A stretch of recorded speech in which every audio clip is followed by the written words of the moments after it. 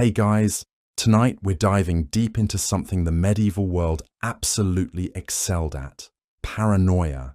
And I mean that in the most literal sense possible, because the people of medieval Europe were genuinely convinced that conspiracies were happening everywhere, all the time, lurking in every shadow and corner and dark alley of their world.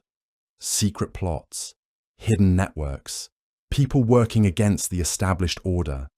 And here's the thing that makes this so interesting and so compelling. They were actually right about some of it, not all of it, not even most of it, but enough of it that their paranoia wasn't completely unfounded. The conspiracies they feared and whispered about and told stories about in taverns. Some of them were real. Some of them were happening. Some of them were actually quite sophisticated and well organized. So the medieval mind wasn't entirely paranoid in the pathological sense. They were responding to genuine threats that actually existed. So before you get comfortable and settle in, take a moment, like the video and subscribe, but only if you genuinely enjoy what I do here. And let me know in the comments where you're tuning in from and what time it is for you. It's always fascinating to see who's joining us from around the world. Now, dim the lights. Maybe turn on a fan for that soft background hum, and let's ease into tonight's journey together into the conspiracies that were actually true.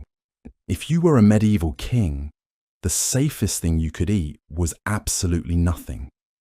Because the royal kitchen wasn't actually a kitchen. It was a medieval hazard zone where every single pot, every pan, and every smiling servant represented a different potential homicide attempt just waiting to happen. The cooks in these royal kitchens weren't just making meals for dinner. They were conducting daily biochemical warfare. Picture the scene. You're the most powerful man in the entire kingdom. You walk into your kitchen and you're immediately greeted by the soothing aroma of boiling meat and burnt bread, and that one fish that should have been buried months ago. The head cook swears it's fresh, which is medieval code for "we scraped the flies off this morning." And that's before the actual conspiracies even begin. But here's what everyone understood. Poison was real. Poison was being used constantly to eliminate rivals and enemies. The rumour mills of medieval Europe ground out stories constantly about poisonings at court. Nobles whispered about poison at feasts. Merchants discussed poison in taverns. Peasants spread stories about poison wells and poisoned bread. Everyone was absolutely convinced that food could kill you, and the terrifying part is that they were right. Why bother with armies and long sieges and expensive military campaigns when you could just sprinkle something suspicious into the royal porridge? It made much more economic sense, much cheaper, much quieter, much more deniable. Take King John of England. Chroniclers insisted he poisoned at least one rival, which honestly checks out given that the man was petty enough to lose the crown jewels in a swamp. So poisoning a relative was probably just a normal Wednesday for him. The Byzantine Empire took things significantly further. They basically turned assassination by food into an actual competitive sport, where courtiers exchange poisons the way modern kids exchange Pokemon cards. Some emperors didn't even bother with the pretense of actually ruling. They just waited for dinner, dramatically clutched their stomachs, and let the next cousin take over. Even the papal kitchens weren't safe. More than one cardinal conveniently dropped dead right before an election. Chroniclers blamed the will of God, which is medieval for please don't ask questions about what's floating in the wine. Kings understood something fundamental about staying alive in the medieval world. You couldn't trust the people feeding you. Period. So they developed an entire system to protect themselves. They employed tasters, a prestigious title that sounds incredibly noble and important until you realize that it translates to someone whose actual job is to ingest mystery stew and tell you whether it kills them. It's the only profession in the entire medieval world where surviving lunch actually counts as a successful promotion. These brave, foolish souls would sample literally every single dish before the king ate anything. If the taster survived the meal, the king ate. If the taster didn't survive, Well, the king would find a different cook and try again the next day. The royal kitchen became this genuinely bizarre lottery where survival was literally part of the job description. And the worst part, the system actually made perfect sense. Because poison had become such a common and accepted tool of political change that having someone taste your food wasn't paranoid. It was basic survival strategy. Nobles used poison. Bishops used poison. Cardinals used poison. Even the papacy wasn't immune to convenient deaths happening right before crucial elections. Someone had to taste the wine before the cardinal drank it, and guess what? The cardinal sometimes died anyway. The church blamed divine will, which is medieval code for please don't ask what we put in the beverage. So yes, medieval rulers were paranoid about their food, but honestly, they weren't paranoid enough, because poison conspiracies were absolutely real and absolutely common and absolutely deadly. Medieval people understood the danger completely because they lived with it constantly. Every royal meal was a conspiracy theory waiting for confirmation. Every bowl of soup was a threat. Every spoonful was a cliffhanger. The whispers in taverns and marketplaces weren't random paranoia created by bored people. They were based on actual documented cases of poisoning that had actually happened. People had seen it with their own eyes. They knew nobles who had died mysteriously after eating food. They understood that poison could kill you just as effectively as a blade in battle, and it did it quietly, without witnesses, without armies marching through the gates with banners flying. A good poison made your death look natural. A great poison made your death look like divine judgment, and that's what kept everyone terrified and constantly suspicious of anyone with access to their meals.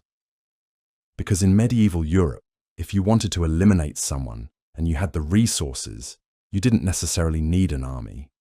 You just needed someone working in the kitchen. You just needed access to food. You just needed the right poison and the right moment, and nobody would ever know what happened.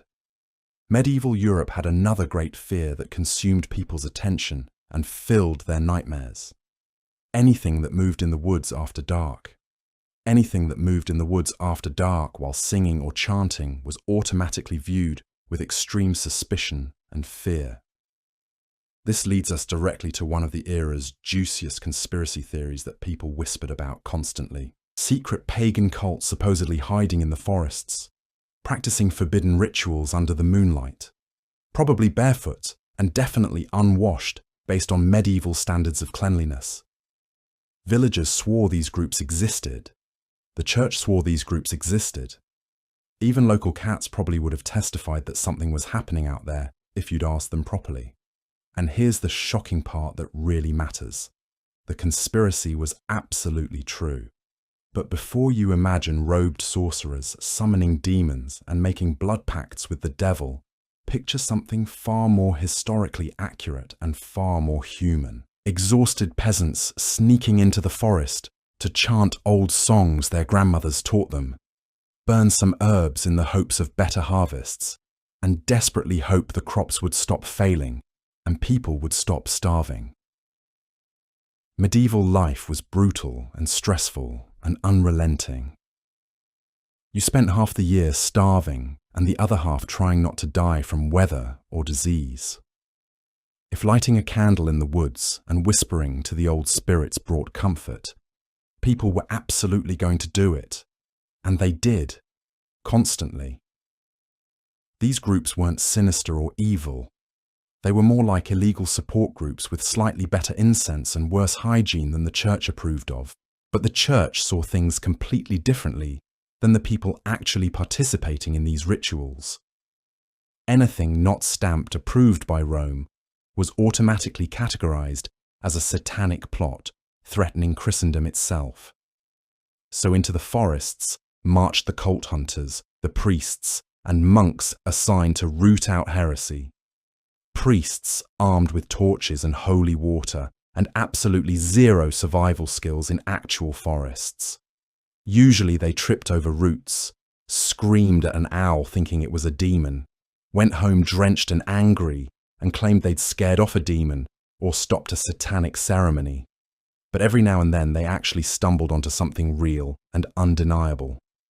Stone circles that locals still used for gathering and ceremonies. Bundles of herbs burned in weird patterns that nobody would explain. Carved symbols older than Christianity itself. Half a dozen peasants who really did not want to discuss their hobbies with an interrogating priest from Rome.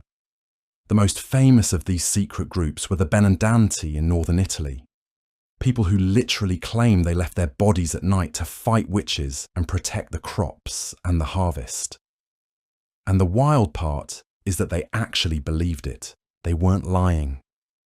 They truly thought this was happening. The church interrogated them, expecting demonic confessions, and instead got medieval Avengers roleplay and accounts of spiritual battles. Then there were the forest healers, women and a few men who used herbs and salves and moonlight rituals, and maybe some light chanting to actually treat illness and prevent death. Herbalism wasn't illegal unless you were really good at it. Then suddenly it became devil magic in the church's view. The reality behind these conspiracies was far more complicated than either side understood. Yes, secret gatherings were happening in the forests. Yes, people were practicing rituals the church didn't approve of and had forbidden. Yes, there were underground networks of people keeping old traditions alive and trying to help their communities survive in a hostile world. But they weren't evil. They weren't organized in any formal sense. They weren't planning anything except maybe a better harvest and fewer people dying of preventable diseases from childbirth and illness. The conspiracy theories were real, but they were about survival and tradition, not Satanism and demon worship. The church created its own enemy by refusing to tolerate any spiritual practice outside its control. So people hid deeper. They gathered in forests further from towns. They practiced in secret. They created the exact shadow network the church had been terrified of from the beginning. The conspiracy was self-fulfilling. Medieval villagers weren't wrong about secret groups hiding in the woods. They were just wrong about why they were there and what they were trying to accomplish. These weren't organizations plotting to overthrow Christianity. These were communities trying to preserve knowledge and survive in a world that was actively hostile to their existence and their beliefs. But the whispers continued, year after year. The church kept hunting. The practitioners kept hiding and moving and adapting. And the gap between what was actually happening and what people imagined was happening grew wider and wider until the real conspiracy had become completely indistinguishable from the paranoid fantasies and fears surrounding it. The truth and the lies became tangled together. If you grew up imagining medieval monks as peaceful men, quietly copying books and baking bread in their monasteries, I'm sorry to inform you that some of them were basically the CIA in robes. While villagers prayed and nobles schemed, and kings worried about poison in their soup, the monasteries were conducting a very different kind of holy mission altogether. Information gathering. That's medieval code for spying. The church, being by far the single largest institution in all of Europe, needed eyes everywhere. Eyes that could move freely. Eyes that could listen and remember and record. And who better than monks for this purpose?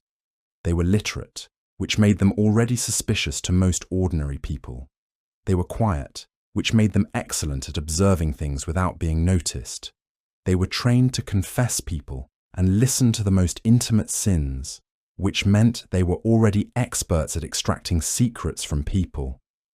They travelled constantly between monasteries throughout Europe, which gave them perfect cover for moving information and intelligence. They collected gossip disguised as confessions and wrote everything down in neatly organised manuscript, IPTS, that could be filed and stored and referenced later. You could call them historians, but the more accurate term is intelligence analysts with better handwriting. The Dominicans were the worst offenders, or the best, depending on how much you actually enjoyed organised paranoia and surveillance. Their whole order was founded on the specific mission of rooting out heresy anywhere it appeared, which meant interviewing villagers, intercepting letters, and watching people a little too closely for comfort. If a medieval man sneezed near the wrong scripture, a Dominican friar would magically appear asking follow-up questions about his religious beliefs. Monastic travelers made excellent spies because they moved freely through kingdoms carrying letters that nobody dared inspect or open. Because nobody wanted to take the risk of going to hell for harassing a monk. Many kings secretly paid monks to report on court scandals, troop movements, and whether their nobles were planning a suspicious feast that might indicate rebellion. It was the medieval version of a subscription service. Things became even more interesting with the rise of the Inquisition itself. Suddenly, the church had an entire institution dedicated to gathering incriminating information from across Europe. Monks interviewed heretics, interrogated locals, and wrote down the juiciest rumors to send up the chain of command to Rome. Some reports were very serious and detailed. Political uprisings, illegal pagan rituals, hidden rebellions. Others read like medieval gossip magazines. Brother Gregory reports that the shoemaker's wife was seen at night carrying suspicious herbs and muttering prayers, possibly a witch. Further surveillance definitely needed. The conspiracy was real and widespread throughout medieval Europe. Monasteries ran a quiet, continent-wide network of information, secrets, and surveillance that nobody could fully map or understand. And unlike most medieval institutions, which functioned like they were held together with optimism and string and prayer, this system actually worked and produced results. The monks had created something genuinely effective and efficient. They remembered everything. They wrote everything down. They reported to a central authority that actually listened to every report. They built an intelligence network that would have genuinely impressed modern governments and their spy services. The most dangerous weapon in the Middle Ages wasn't the sword or the crossbow or even poisoned stew. It was a monk with a very good memory and someone paying him to use it and report what he learned. Villagers were completely right to whisper that the monasteries knew everything about their lives and secrets. They were right to sense that monks were far more than they appeared on the surface. They were right that organized surveillance was happening constantly. But they didn't understand the full scope of it and how far it reached. They didn't realize that a simple conversation with a traveling monk could be reported to Rome within months. They didn't know that confessions heard in church could be written down and filed away and cross-referenced. They didn't grasp that the church had built something unprecedented in human history. A system for gathering and organizing information that stretched across an entire continent and connected to Rome. Medieval people whispered about monk spies, and they were absolutely correct in their suspicions. Behind the chanting and the candles, monasteries housed men who were solving problems through intelligence and surveillance. And that quiet revolution in information gathering would reshape how power actually worked in Europe for centuries to come. Now, if you asked a medieval European what the Knights Templar were up to, they would probably whisper something like, oh, guarding treasure, hoarding secrets, worshipping mysterious heads, controlling kings, threatening the Pope, inventing banking systems, summoning demons, normal stuff. Medieval people loved a dramatic conspiracy, and the Templars were their favorite target. They inspired fear and wonder and endless rumors. The best part?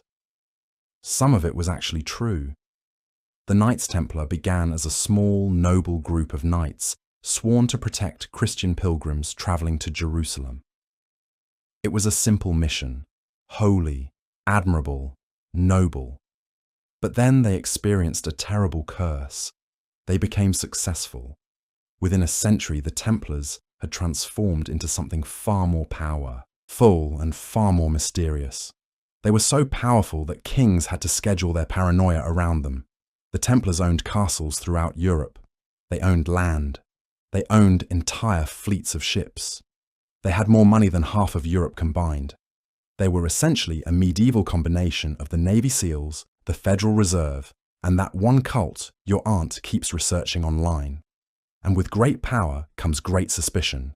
Rumors spread constantly that the Templars guarded a massive treasure hoard. Whispers claimed they possessed secrets that could shake the foundations of Christendom. Medieval people imagined them hoarding ancient relics, hidden knowledge, forbidden texts. The rumors were so pervasive and so convincing that eventually kings began to believe them. An unfortunate lie for the Templars, many of these rumors were actually true. The Templars did hold treasure. That part wasn't imaginary. They were the first to create a Europe-wide banking system. Pilgrims could deposit money in England and withdraw it in Jerusalem, which feels suspiciously modern for people who still feared mirrors and believed in demons. The Templars kept coded records. They operated secure vaults. They moved money with the kind of efficiency that terrified kings and deeply annoyed tax collectors who couldn't track where the money was going. Then there were the secret rituals that nobody understood. The Templars met in private chambers. They conducted ceremonies at night. They swore oaths that no outsider could ever witness or hear. Naturally, this led medieval Europe to assume they were worshipping a mysterious severed head named Baphomet, which is medieval code for we don't know what they're doing, so let's assume the worst. In reality, their rituals were secret because they involved confessions, discipline, and organizational rules. Boring administrative stuff. But medieval minds could not accept boring. They needed drama. And drama they got. King Philip IV of France, perpetually broke and very talented at blaming other people for his problems, decided the Templars were heretics, which is medieval code for I want their stuff and I'm going to take it. He had them arrested. He had them tortured. He forced them into confessions so absurd they make modern conspiracy theories look shy. Except here's the twist that makes this interesting. Philip wasn't entirely wrong. The Templars did hold a treasure. They did run a secretive empire of money and power. They did keep knowledge hidden from the public. Not demonic knowledge, not satanic secrets, just banking procedures and military codes and organizational structures. But for medieval Europe, that was basically the same thing. So yes, the Templars were victims of lies and torture and false accusations, but they were also absolutely guilty of being too powerful for their own good. Their secrecy wasn't dark magic. It was good bookkeeping, which in medieval Europe was practically witchcraft. The Templars understood that if they revealed how much money they had and where they kept it and how they moved it, kings would come for them.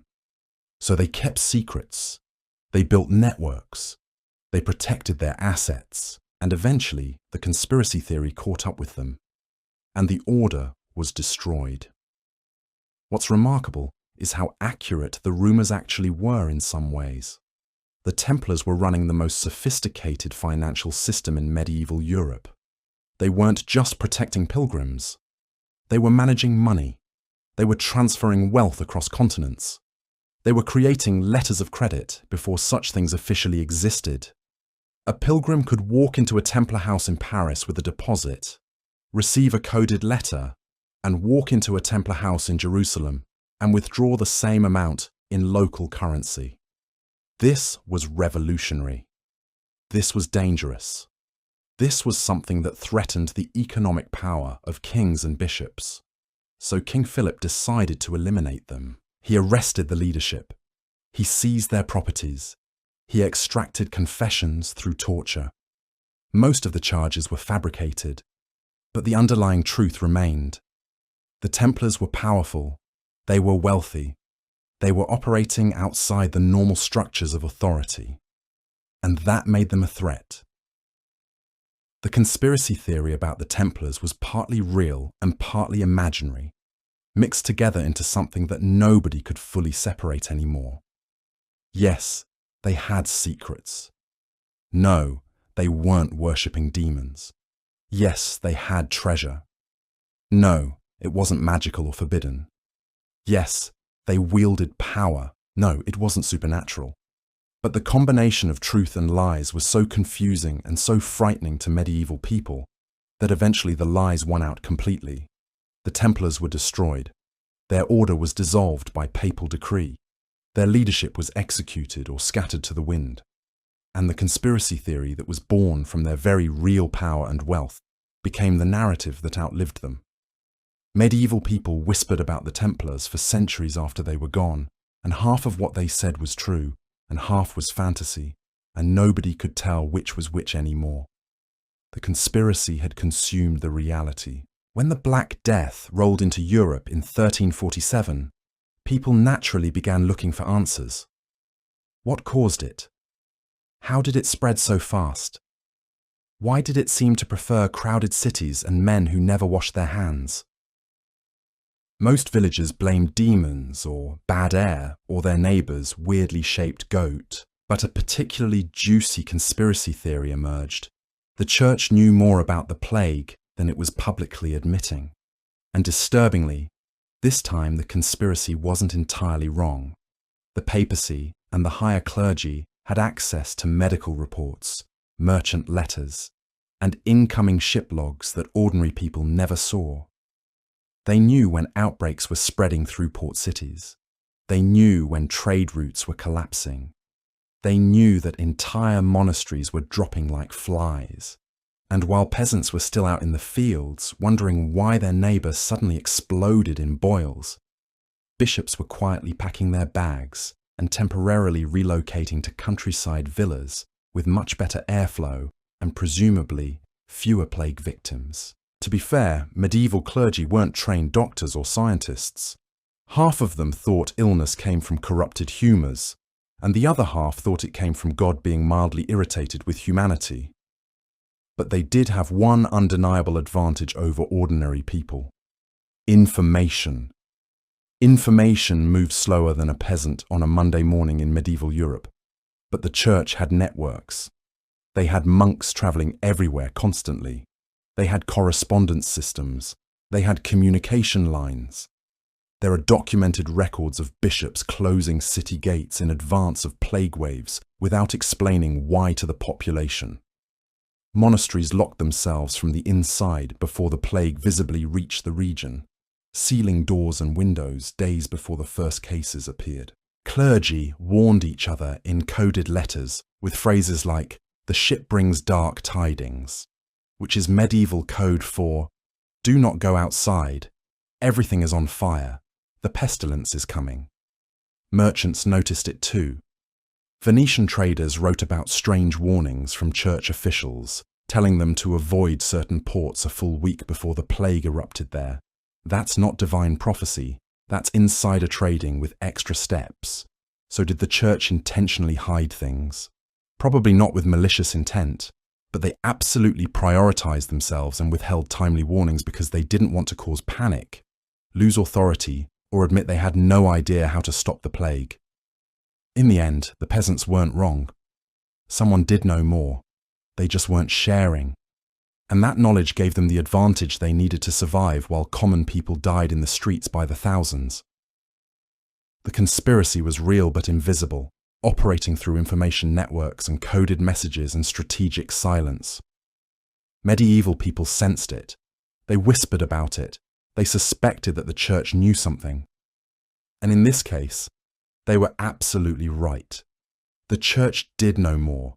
They just refused to tell anyone what that knowledge was. This brings us to something darker and more complicated. The reality of medieval conspiracies wasn't always about grand schemes or secret organizations or ancient treasures. Sometimes the conspiracy was just people with power choosing to use that power in ways they kept hidden from everyone else. Sometimes the conspiracy was silence when there should have been warnings. Sometimes the conspiracy was knowledge hoarded while others died. And that's perhaps the most terrifying conspiracy of all, because it didn't require demons or satanic rituals or hidden treasures. It just required people in positions of authority deciding that their own survival was more important than the survival of ordinary people. That kind of conspiracy wasn't a myth or a paranoid fantasy. It was happening daily in medieval Europe, and everyone could sense it even if they couldn't quite prove it. Few things terrified medieval Europeans more than water. Not demons, not plague, not taxes. Water. Because water was unpredictable and dangerous. It could nourish your crops, drown your children, or give you dysentery before breakfast. So when people started dying mysteriously, villagers did what medieval villagers always did. They blamed the nearest well. The poisoned wells conspiracy spread like wildfire through medieval Europe. If a family got sick, it was the well. If livestock died, it was the well. If the bread was burnt or your cousin tripped over a chicken, the well was clearly cursed. Medieval Europe had a very flexible relationship with cause and effect. But beneath the panic and shouting, there was a sinister truth lurking underneath. Sometimes wells really were poisoned, not by witches or demons or suspiciously shaped clouds, but by rival towns, invading armies, and occasionally an extremely angry neighbour. During medieval sieges, poisoning wells was basically standard procedure. Armies would dump dead animals and toxic plants or anything particularly disgusting into the enemy's water supply. Nothing says, "Please surrender," like finding a decomposing goat floating in your drinking bucket. Siege manuals even recommended it. Imagine a military guide that calmly advises Step 3. Sabotage their plumbing.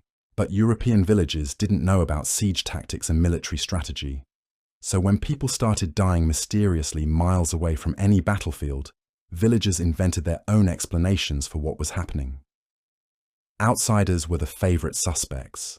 A traveller passing through became a poisoner in people's minds.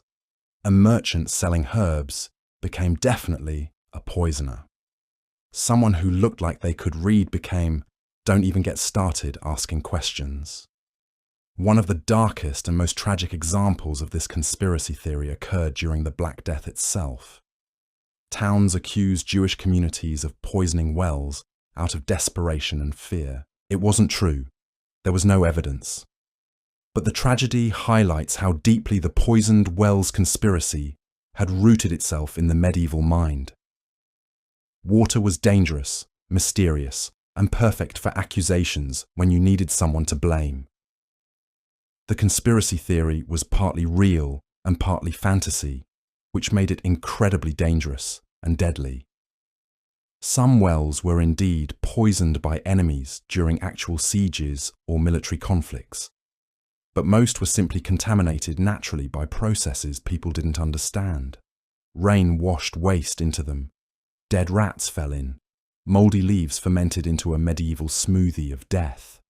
Most wells were essentially unfiltered holes in the ground, surrounded by people who bathed once per year and believed germs were part of astrology. So were wells poisoned? Technically, yes, but mostly by bacteria and natural processes, something medieval people would have absolutely considered witchcraft. The irony is painful. Medieval villagers terrified each other with stories of secret poisoners, while nature did most of the poisoning for free. But when the entire world feels unstable and dangerous, you pick simple answers.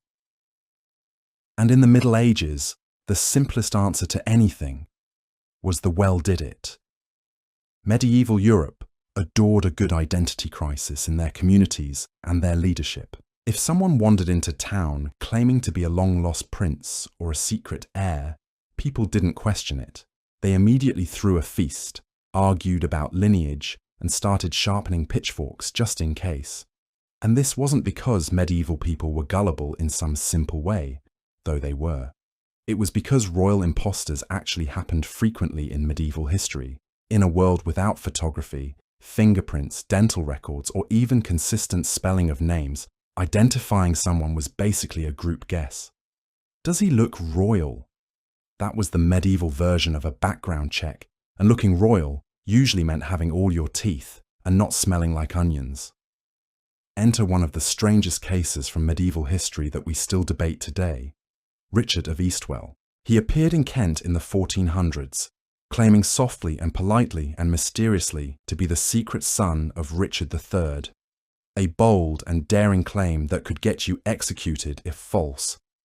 But then he demonstrated skills that no ordinary peasant would ever have access to learn. He could read Latin fluently. He could write beautifully and with perfect penmanship. He knew how to hold utensils properly at a table. He didn't flinch when people mentioned taxes or nobility. Suspicious behavior indeed for someone claiming to be just a peasant working as a shoemaker. He never admitted his identity outright, but he hinted heavily, dropping clues and comments that suggested a hidden past. And since medieval England adored drama and loved a good conspiracy theory, people believed him. Some still do. Centuries later, historians still argue about his origins because the details match in some ways just a little too well. Medieval record-keeping might as well have been done on napkins and wine-stained parchment, so the possibility remains deliciously open. But Richard wasn't alone. Few things terrified medieval Europeans more than water. Not demons, not plague, not taxes. Water, because water was unpredictable. It could nourish your crops, drown your children, or give you dysentery before breakfast. So when people started dying mysteriously, villagers did what medieval villagers always did. They blamed the nearest well. The poisoned wells conspiracy spread like wildfire through medieval Europe.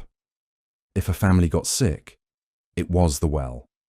If livestock died, the well. If the bread was burnt or your cousin tripped over a chicken, the well was clearly cursed. Medieval Europe had a very flexible relationship with cause and effect. But beneath the panic and shouting, there was a sinister truth lurking underneath. Sometimes wells really were poisoned. Not by witches or demons or suspiciously shaped clouds, but by rival towns, invading armies, and occasionally an extremely angry neighbour. During medieval sieges, poisoning wells was basically standard procedure. Armies would dump dead animals and toxic plants, or anything particularly disgusting, into the enemy's water supply. Nothing says please surrender like finding a decomposing goat floating in your drinking bucket. Siege manuals even recommended it. Imagine a military guide that calmly advises step 3, sabotage their plumbing. But European villagers didn't know about siege tactics and military strategy. So when people started dying mysteriously miles away from any battlefield, villagers invented their own explanations for what was happening. Outsiders were the favourite suspects. A traveller passing through became a poisoner in people's minds. A merchant selling herbs became definitely a poisoner. Someone who looked like they could read became don't even get started asking questions. One of the darkest and most tragic examples of this conspiracy theory occurred during the Black Death itself. Towns accused Jewish communities of poisoning wells out of desperation and fear. It wasn't true. There was no evidence. But the tragedy highlights how deeply the poisoned wells conspiracy had rooted itself in the medieval mind. Water was dangerous, mysterious, and perfect for accusations. The conspiracy theory was partly real and partly fantasy, which made it incredibly dangerous and deadly. Some wells were indeed poisoned by enemies during actual sieges or military conflicts, but most were simply contaminated naturally by processes people didn't understand. Rain washed waste into them. Dead rats fell in. Mouldy leaves fermented into a medieval smoothie of death. Most wells were essentially unfiltered holes in the ground surrounded by people who bathed once per year and believed germs were part of astrology. So were wells poisoned? Technically, yes, but mostly by bacteria and natural processes, something medieval people would have absolutely considered witchcraft. The irony is painful. Medieval villagers terrified each other with stories of secret poisoners while nature did most of the poisoning for free. But when the entire world feels unstable and dangerous, you pick simple answers. And in the Middle Ages, the simplest answer to anything was, the well did it. If you've ever wondered what the medieval equivalent of a restricted section looked like, imagine a small, dusty room inside a monastery, locked with 3 bolts, guarded by a monk who looks like he hasn't slept since the Third Crusade. Inside, shelves of books the church didn't want anyone reading, and that villagers whispered about like they were cursed objects. And here's the twist. These forbidden book vaults actually existed. The church controlled most education in medieval Europe. If you wanted to read, write, or do anything more intellectually stimulating than counting sheep, you had to go through them. Naturally, this meant they also controlled what you weren't allowed to read. Anything that threatened their authority, contradicted scripture, or suggested that the earth did something scandalous like move was quietly removed from circulation. But they didn't burn everything. Burning is messy, smoky, and attracts peasants who will definitely ask questions nobody wants to answer. Instead, they stored banned texts in special archives known as aracia, scriptorium vaults, or in some cases, literally just the locked room nobody enters except Brother Thomas, who looks guilty whenever he walks out. What was inside? A surprisingly eclectic mix. There were heretical gospels declaring opinions that could land you an interrogation faster than you can say Inquisition. There were works of Arabic science that were clearly correct but inconveniently ahead of Christian doctrine. There were medical treatises discussing anatomy in a way that made bishops faint. There were even ancient pagan manuscripts which monks copied for research purposes, which is medieval for, I was curious and don't want to get in trouble. The best part is that church officials regularly argued about these vaults. Some believed the knowledge must be preserved for future generations. Others believed the knowledge must be locked away forever because it raised too many awkward questions. Questions like, if this pagan text correctly predicts an eclipse, what else is it right about? Silence, awkward shuffling, a bishop coughing loudly to avoid further discussion. These vaults weren't mere rumour. They were policy. When inquisitors seized the libraries of accused heretics, they didn't destroy everything. They catalogued it, studied it, filed it away. Knowledge, even forbidden knowledge, was power. The conspiracy existed because people sensed exactly what was happening. Somewhere in those monasteries were books that could change minds, challenge authority, or reveal truths medieval Europe simply wasn't ready for. So were the villagers right? Absolutely. Behind the incense, behind the chanting, and behind the locked oak doors, the church kept a carefully curated treasure trove of knowledge. And like all treasure in the Middle Ages, the best way to protect it was to pretend it didn't exist. The conspiracy of forbidden knowledge wasn't built on demons or sorcery. It was built on control, on the simple understanding that power flows from information. And the church understood this better than anyone else in medieval society. They weren't trying to suppress knowledge because it was evil. They were suppressing it because it was dangerous. Dangerous to their authority. Dangerous to their interpretation of scripture. Dangerous to the very structure of power they had built over centuries. So they locked the books away. They wrote angry notes about heresy.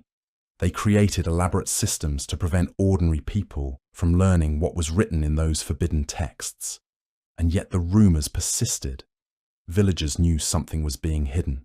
They didn't know what, but they knew it was important. They knew it mattered enough that the church would go to tremendous lengths to keep it secret.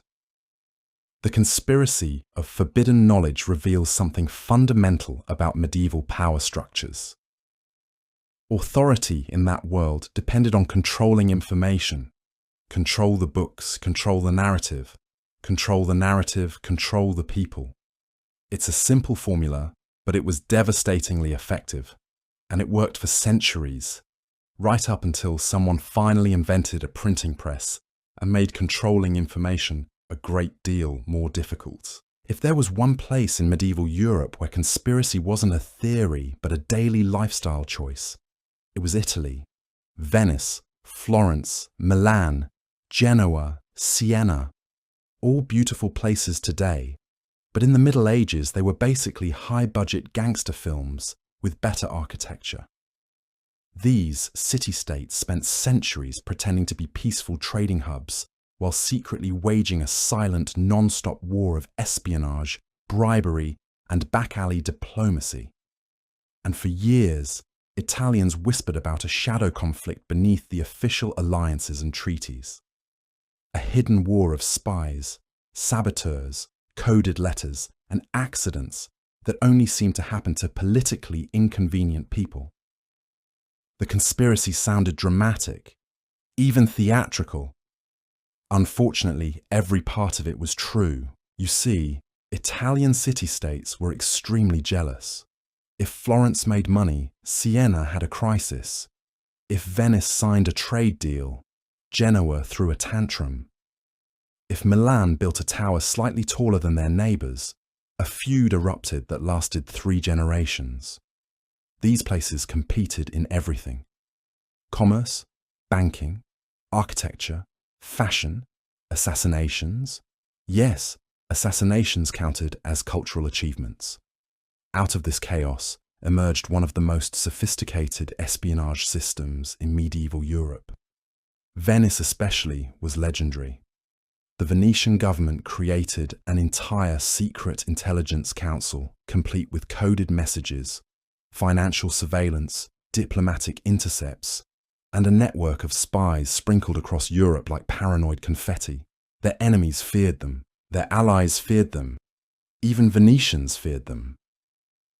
Venice also had the infamous Boc di Leone, public drop boxes where citizens could anonymously report conspiracies, crimes, or that their neighbour was acting suspiciously Italian. These messages were reviewed by a secret council that decided what needed to be investigated, discouraged, or quietly eliminated.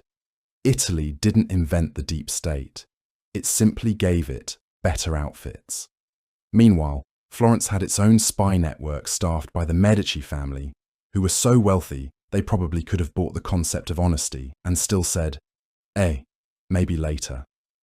Florence specialized in bribery and banking manipulation. Milan specialized in intimidation. Genoa specialized in naval sabotage. Siena specialized in pretending it was minding its own business, while absolutely not minding its own business. The result was a constant, silent war. No armies marching, no banners waving, just merchants disappearing, letters rewritten, alliances snapped overnight, and treaties accidentally lost in fires. So yes, the conspiracy theorists were right. Italy wasn't just fighting wars, it was fighting all the wars, but quietly, politely, and always with impeccable style. The network of spies, informants, and operatives was so extensive that nobody could fully map it. Loyalty was fluid. Alliances shifted like water. A man who was your ally 1 month might be working against you the next month, and nobody would even notice until suddenly your warehouse burned down or a rival merchant conveniently fell off a bridge. The sophistication of Italian espionage networks was genuinely impressive by medieval standards. They used coded language in diplomatic correspondence. They employed cipher specialists years before such a thing was officially recognized as a profession. They blackmailed officials, bribed courtiers, and maintained networks of informants that stretched across entire regions. A merchant in Venice could report to Milan about what was happening in Florence. A monk in Rome could send information to Genoa about what the Pope was planning. Money moved through secret channels. Information flowed through secret networks. Nothing was quite what it appeared to be on the surface. The conspiracy didn't involve demons or sorcery or supernatural explanations. It involved human ambition, economic competition, and the simple fact that medieval city-states understood that knowledge was power. They built systems to gather knowledge. They employed people specifically to spy on their neighbours and competitors. They maintained elaborate networks of agents whose entire job was to find out what others were planning and report back. This wasn't paranoia. This was practical political strategy, and it worked. The Italian city-states that mastered espionage often came out ahead of those that relied purely on military strength or traditional diplomacy. Venice became wealthy, partly because it had better information about trade routes and competitor movements than anyone else. Florence's influence came partly from knowing secrets about other families and rulers. Milan's power was based partly on understanding what its enemies were planning before they executed those plans. The conspiracy of Italian espionage networks was real and sophisticated and devastatingly effective. Medieval people sensed it happening. They whispered about it in taverns and markets. But they didn't have the full picture of just how elaborate and coordinated these networks actually were. Long before the Da Vinci Code convinced half the internet that Jesus had a secret family living comfortably in France, medieval Europe was already obsessed with holy bloodlines, hidden heirs, and scandalous genealogies. The conspiracy was simple. Noble families were secretly descended from sacred or royal ancestors, and they were hiding the proof. Villagers whispered it. Nobles denied it. Chroniclers recorded it with the energy of men who enjoyed gossip more than journalism. And the best part? Some of it was true. In medieval Europe, legitimacy was everything. You couldn't rule a village, let alone a kingdom, without waving around your family tree like a holy relic. But family trees in the Middle Ages were messy. Affairs happened. Wars happened. The occasional mysterious baby appeared during a pilgrimage. People pretended not to notice. It was all very polite and deeply suspicious. So nobles invented a solution: hide the embarrassing branches and exaggerate the impressive ones. Suddenly, half the noble families in Europe claimed descent from Charlemagne, a man who, if these lineages were accurate, must have fathered approximately 4,000 children. Others claimed Trojan ancestors, Roman emperors, or King David. Medieval genealogists were not historians. They were creative writers with quills. But beneath the nonsense, real hidden bloodlines existed. Letters discovered centuries later revealed illegitimate royal children quietly placed in monasteries, foster homes, or distant countryside estates with the vague instruction, "Raise this boy and do not ask questions." Some resurfaced, some didn't. Some had descendants who discovered 500 years later that great-great-grandma wasn't a peasant after all. She was the secret daughter of a duke with poor self-control. One of the juiciest examples involves the Capetian dynasty of France, which secretly supported certain noble houses financially for generations. Houses suspiciously connected to lost royal infants. Meanwhile, English chroniclers recorded hidden heirs living under fake names during civil wars, waiting for the right moment to reclaim the throne, which usually meant never, absolutely never. And then there's the church. Monks occasionally wrote irritated notes like, "Another noble child has been entrusted to us. Origin unknown," which is medieval code for somebody dropped off a baby again, and no one will tell us whose it is. So was there a conspiracy around holy bloodlines? Yes, but not because they were sacred. They were secret because they were scandalous affairs, hidden heirs, swapped identities, political insurance babies, all tucked away behind thick castle walls. Medieval Europe didn't need mythical descendants of Christ.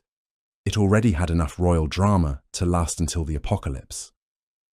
When medieval Christians whispered about secret Jewish and Muslim networks operating beneath the surface of Europe, they imagined something dramatic. Shadowy conspirators, trading coded messages, plotting rebellions, and coordinating across kingdoms like a medieval Illuminati. Naturally, the church panicked, kings panicked, villagers panicked, and the goats panicked, because goats always panic. But here's the twist. Almost no medieval person was prepared for. The networks actually existed, just not for the sinister reasons people imagined. They weren't planning world domination. They were planning survival. During the Middle Ages, Jewish and Muslim communities were frequently persecuted, overtaxed, expelled, or on particularly stressful Tuesdays, accused of poisoning wells, summoning demons, or staring too suspiciously at bread. So to avoid extinction, these communities created underground systems of communication and escape. Quiet, subtle, and absolutely not meant to overthrow anything except their own misfortune. These networks included safe houses, coded routes, sympathetic merchants, and doctors who travelled in disguise. Entire families fled across borders using prearranged signals.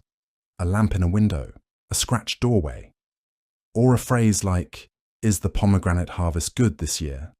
which was medieval code for "Hello, I'm in danger and would like to leave immediately." Jewish communities maintained informal transit routes stretching from France to the Rhineland to Iberia, with each stop overseen by someone who had mastered the ancient art of pretending nothing suspicious was happening. Meanwhile, Muslim communities in Spain and North Africa maintained cross-Mediterranean escape paths, moving fugitives, scholars, and persecuted families with remarkable efficiency. Compared to most medieval institutions, which functioned like a donkey limping through molasses, these networks were shockingly competent.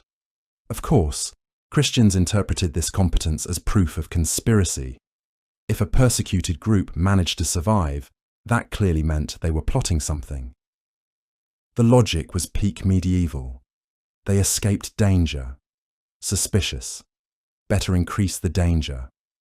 And yet behind the hysteria, these underground systems saved countless lives.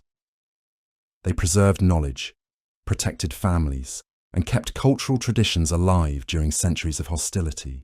Some historians even argue they laid the early groundwork for later, more organized resistance movements during the Renaissance. Ironically, the only medieval conspiracy theorists who got this one right were the ones who intended harm. They sensed there was an invisible network, and there was. They simply misinterpreted its entire purpose. It wasn't a threat to Christian Europe. It was a lifeline for persecuted people. The truth about these networks reveals something uncomfortable about medieval societies. The persecution didn't happen because the networks already existed. The networks were created because the persecution happened. It's a cycle of suspicion feeding itself, where the fear of conspiracy actually creates the conditions that make conspiracy necessary. These Jewish and Muslim communities weren't born as organized resistance movements. They became organized resistance movements because staying alive required it. The medieval Christian imagination conjured demons and plots and secret rebellions. But the reality was far more human and far more tragic. Real people trying to survive in a world determined to either convert them or expel them. Building networks not to conquer Europe, but simply to live through another year without losing their families or their lives. So yes, the conspiracy theorists were right in the technical sense. There were secret networks. There was coordination across borders. There was organized communication using codes and signals. But they got the purpose completely wrong. These weren't networks of conquest. They were networks of survival. And in the context of medieval persecution, survival was the only victory these communities could hope for. The conspiracy existed because medieval Europe made it necessary, and it worked, which terrified medieval leaders far more than any actual rebellion ever could have. Medieval Europe officially ran on feudalism.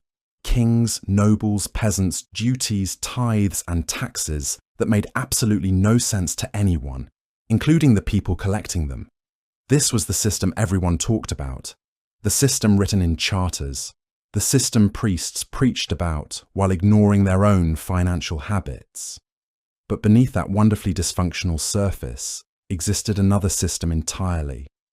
A quiet, unofficial, unregulated maze of deals, favours, illegal markets, and under-the-table arrangements known today as the shadow economy.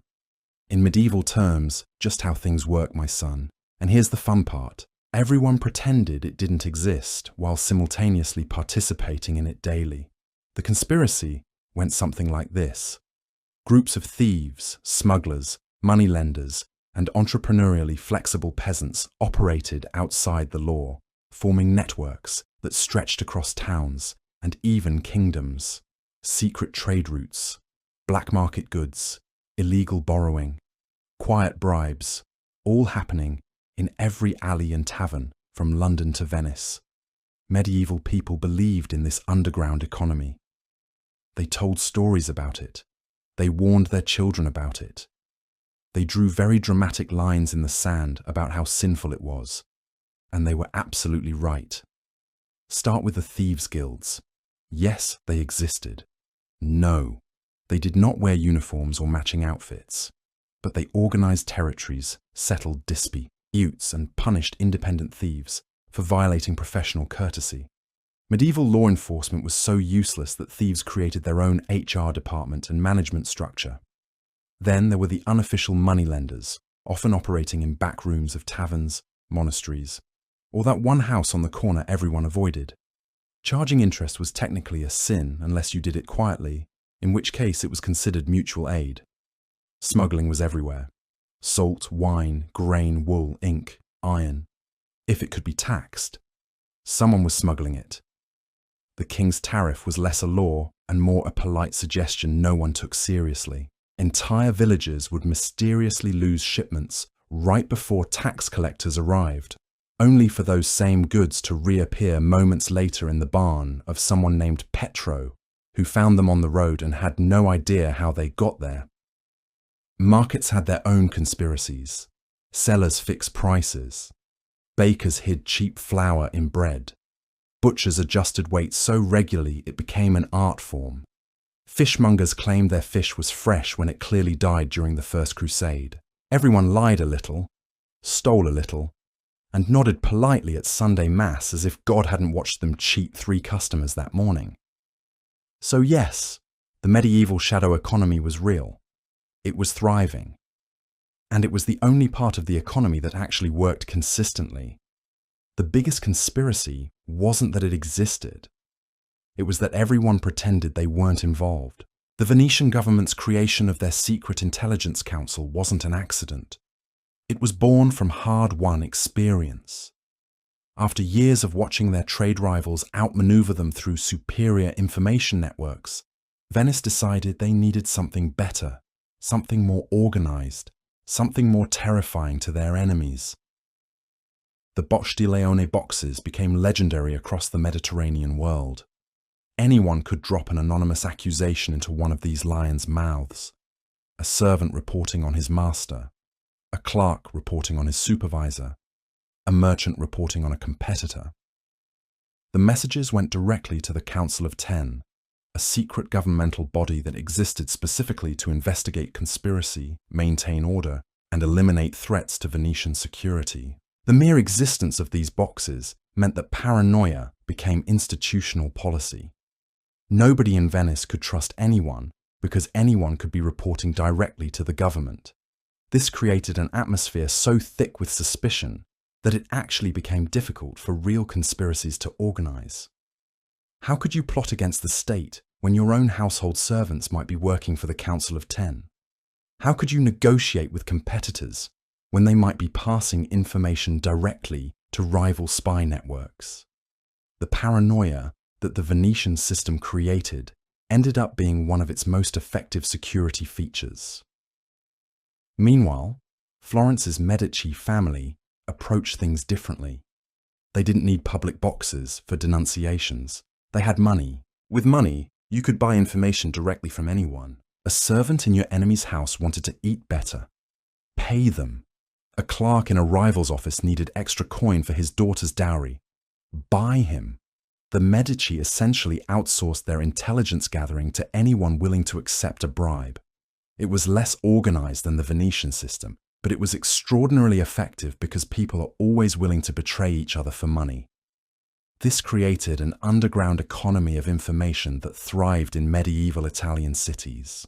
Professional informants knew exactly what information was worth to different buyers.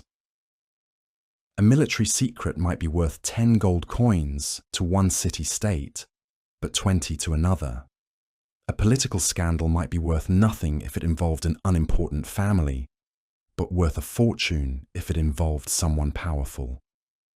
Info, or information, became currency, and in Italian cities, information moved faster than armies ever could.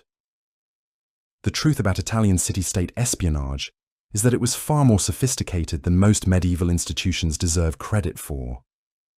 These weren't simple networks of spies randomly reporting what they happened to see. These were organized intelligence operations with specific targets, specific goals, and specific chains of command. Documents were forged, messages were encrypted, operatives used code names and safe houses. Dead drops were arranged in specific locations where messages could be left without anyone seeing who left them or who picked them up. Innocent-looking merchants' carts moved information across borders. Traveling monks carried coded letters that looked like religious correspondence, but actually contained military intelligence. The conspiracy networks of Italian city-states created the template for modern espionage. Everything modern spy agencies do, Italian city-states were already doing in the medieval period.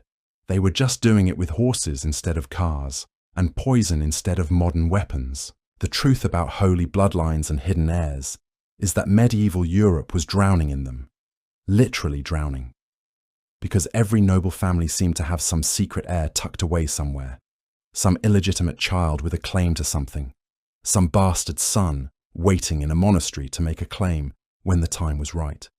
The Capetian dynasty of France wasn't unique in this. They were just better at organizing their secret heirs than other families.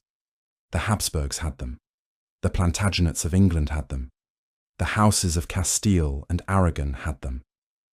Every major noble family in Europe seemed to have at least one secret child somewhere, living under a false name, being trained quietly, waiting for their moment. Sometimes that moment came, and they revealed themselves as legitimate claimants to thrones. Sometimes they died in obscurity, and nobody ever knew about them. Sometimes their existence only came to light centuries later, when historians found old documents and started asking uncomfortable questions about who certain people actually were. The conspiracy of hidden heirs wasn't about protecting sacred bloodlines or maintaining mystical connections to ancient kings. It was about insurance. If your legitimate heir died before taking the throne, you needed a backup. If your dynasty fell out of power, you needed someone waiting to reclaim it. Secret heirs were just practical medieval succession planning taken to extreme lengths. They were political insurance policies wearing the guise of conspiracy. And they worked more often than anyone admitted. Richard of Eastwell made his claims quietly. If the rumours are true, he spent his entire adult life living as a humble shoemaker, never openly demanding his inheritance. He simply dropped hints, left clues, and allowed people to believe what they wanted to believe about who he really was. His approach was brilliant because it avoided directly challenging the established king. He never said explicitly, "I am Richard III's son, and I demand the throne." He just acted like someone of noble birth who had fallen on hard times. And that ambiguity protected him. It also made people whisper. And the whispers created the conspiracy. The conspiracy of hidden heirs reveals the fundamental uncertainty of medieval succession. In a world without birth certificates, without fingerprints, without DNA testing, anyone who could convince enough people that they were a hidden heir might actually become one. Entire civil wars started because of disputed claims based on someone's assertion that they were really a secret prince or princess. The Wars of the Roses in England, which devastated the country for decades, partly hinged on questions of legitimacy and hidden claims.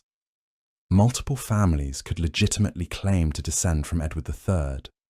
Multiple claimants could point to supposed illegitimate children of various kings who they claimed were actually the true heirs.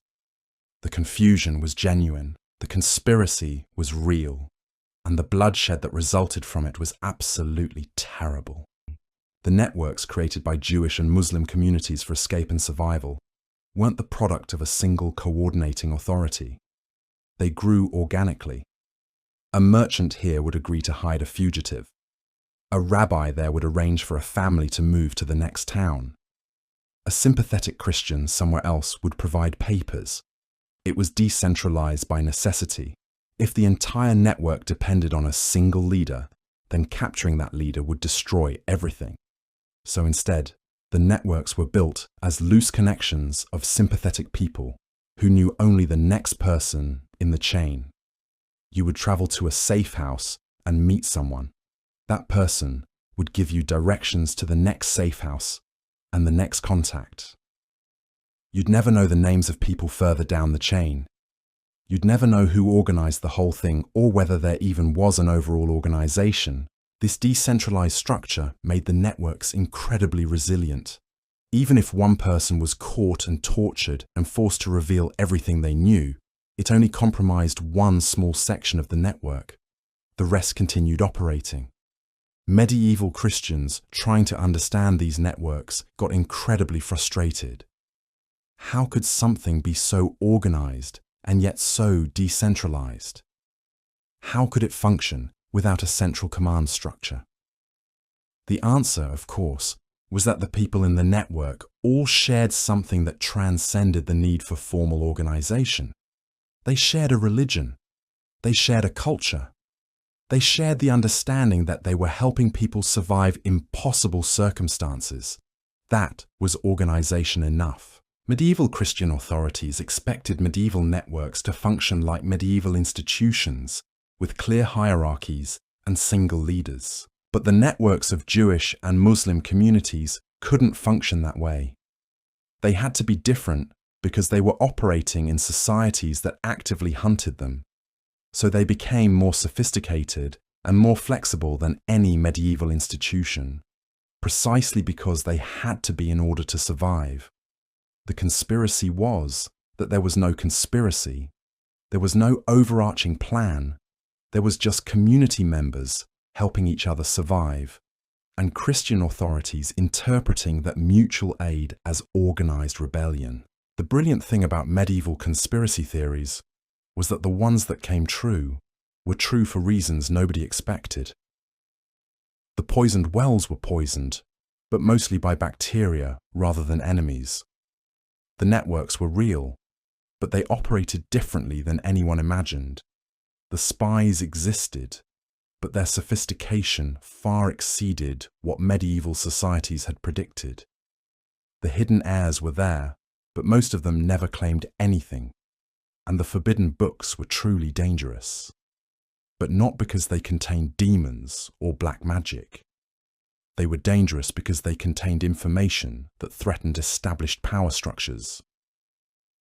Every medieval conspiracy theory that turned out to be true revealed something about medieval society itself. It revealed that power in the medieval war, LD, depended entirely on controlling information. It revealed that organized systems of espionage and escape could function without any official recognition. It revealed that medieval people were far more capable of complex organization than their reputation suggested.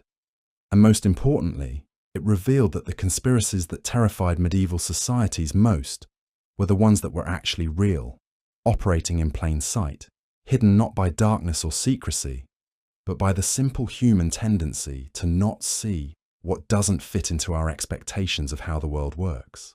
Medieval Europe built its entire civilization on conspiracies that were partly real and partly imagined. And in that gap between reality and imagination lived all of human history.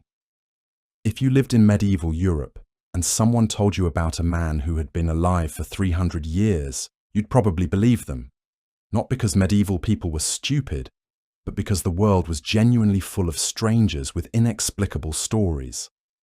A wanderer appeared in town with a foreign accent and peculiar knowledge. He mentioned things that happened before the town was founded. He seemed to know things he shouldn't. He spoke with the authority of someone who had lived through centuries. The gossip spread immediately. This man was immortal. God had cursed him to walk the earth forever. He was a Jew who had mocked Jesus and was condemned to eternal wandering as punishment. The conspiracy took hold so completely that multiple versions of the story emerged across Europe. The wandering Jew appeared in different towns at different times. Some claimed he was a shoemaker, forever walking, never able to rest. Others said he was a merchant, eternally trading across borders. A few insisted he was a noble in disguise, trying to hide his true nature. The details changed as the story travelled, but the core remained constant. Here was a man who simply would not die, could not die, condemned by God or fate to wander forever as punishment for his role in Christ's death. Entire legends developed around him. Theological debates raged about whether such a curse was even possible under Christian theology. Artists painted his image. Poets wrote elaborate verses about him. The fear, fascination, and hatred that medieval people felt towards this figure crystallized into something greater than any individual man. The wandering Jew became less a person and more a symbol, a walking condemnation of a people, a living curse that proved God's judgment on those who rejected Christ. Yet beneath the mythology, something real had triggered the story. Occasionally, a man truly did appear with inexplicable longevity or knowledge, or more likely, a series of different travellers arrived over generations, each passing through the same towns, each leaving behind rumours that combined and merged into a single larger narrative. A merchant from distant lands who spoke with authority about events from before living memory. A healer who seemed to know medicinal secrets from centuries of accumulated practice. A scholar who quoted from texts no one else had ever encountered. Medieval people, lacking photography or reliable official records, had no systematic way to verify ages or identities. A man claiming to be 300 years old couldn't be definitively proven wrong through documentation, and so the conspiracy took root and flourished. Not because immortal men were actually wandering Europe, but because long-lived travellers, mysterious outsiders, and the human tendency to believe the extraordinary combined to create a legend that felt entirely real. The truth was messier and stranger than the story. Reality rarely kept up with medieval imagination, but something had happened. Someone had lived or travelled in ways that seemed impossible to ordinary people, and that small grain of truth, buried under layers of mythology and legend, was enough to make the conspiracy feel absolutely real to those who believed it. When towns stopped seeing the wandering Jew, they didn't stop believing in him. He became a figure that fit neatly into medieval fears about time, immortality, and punishment.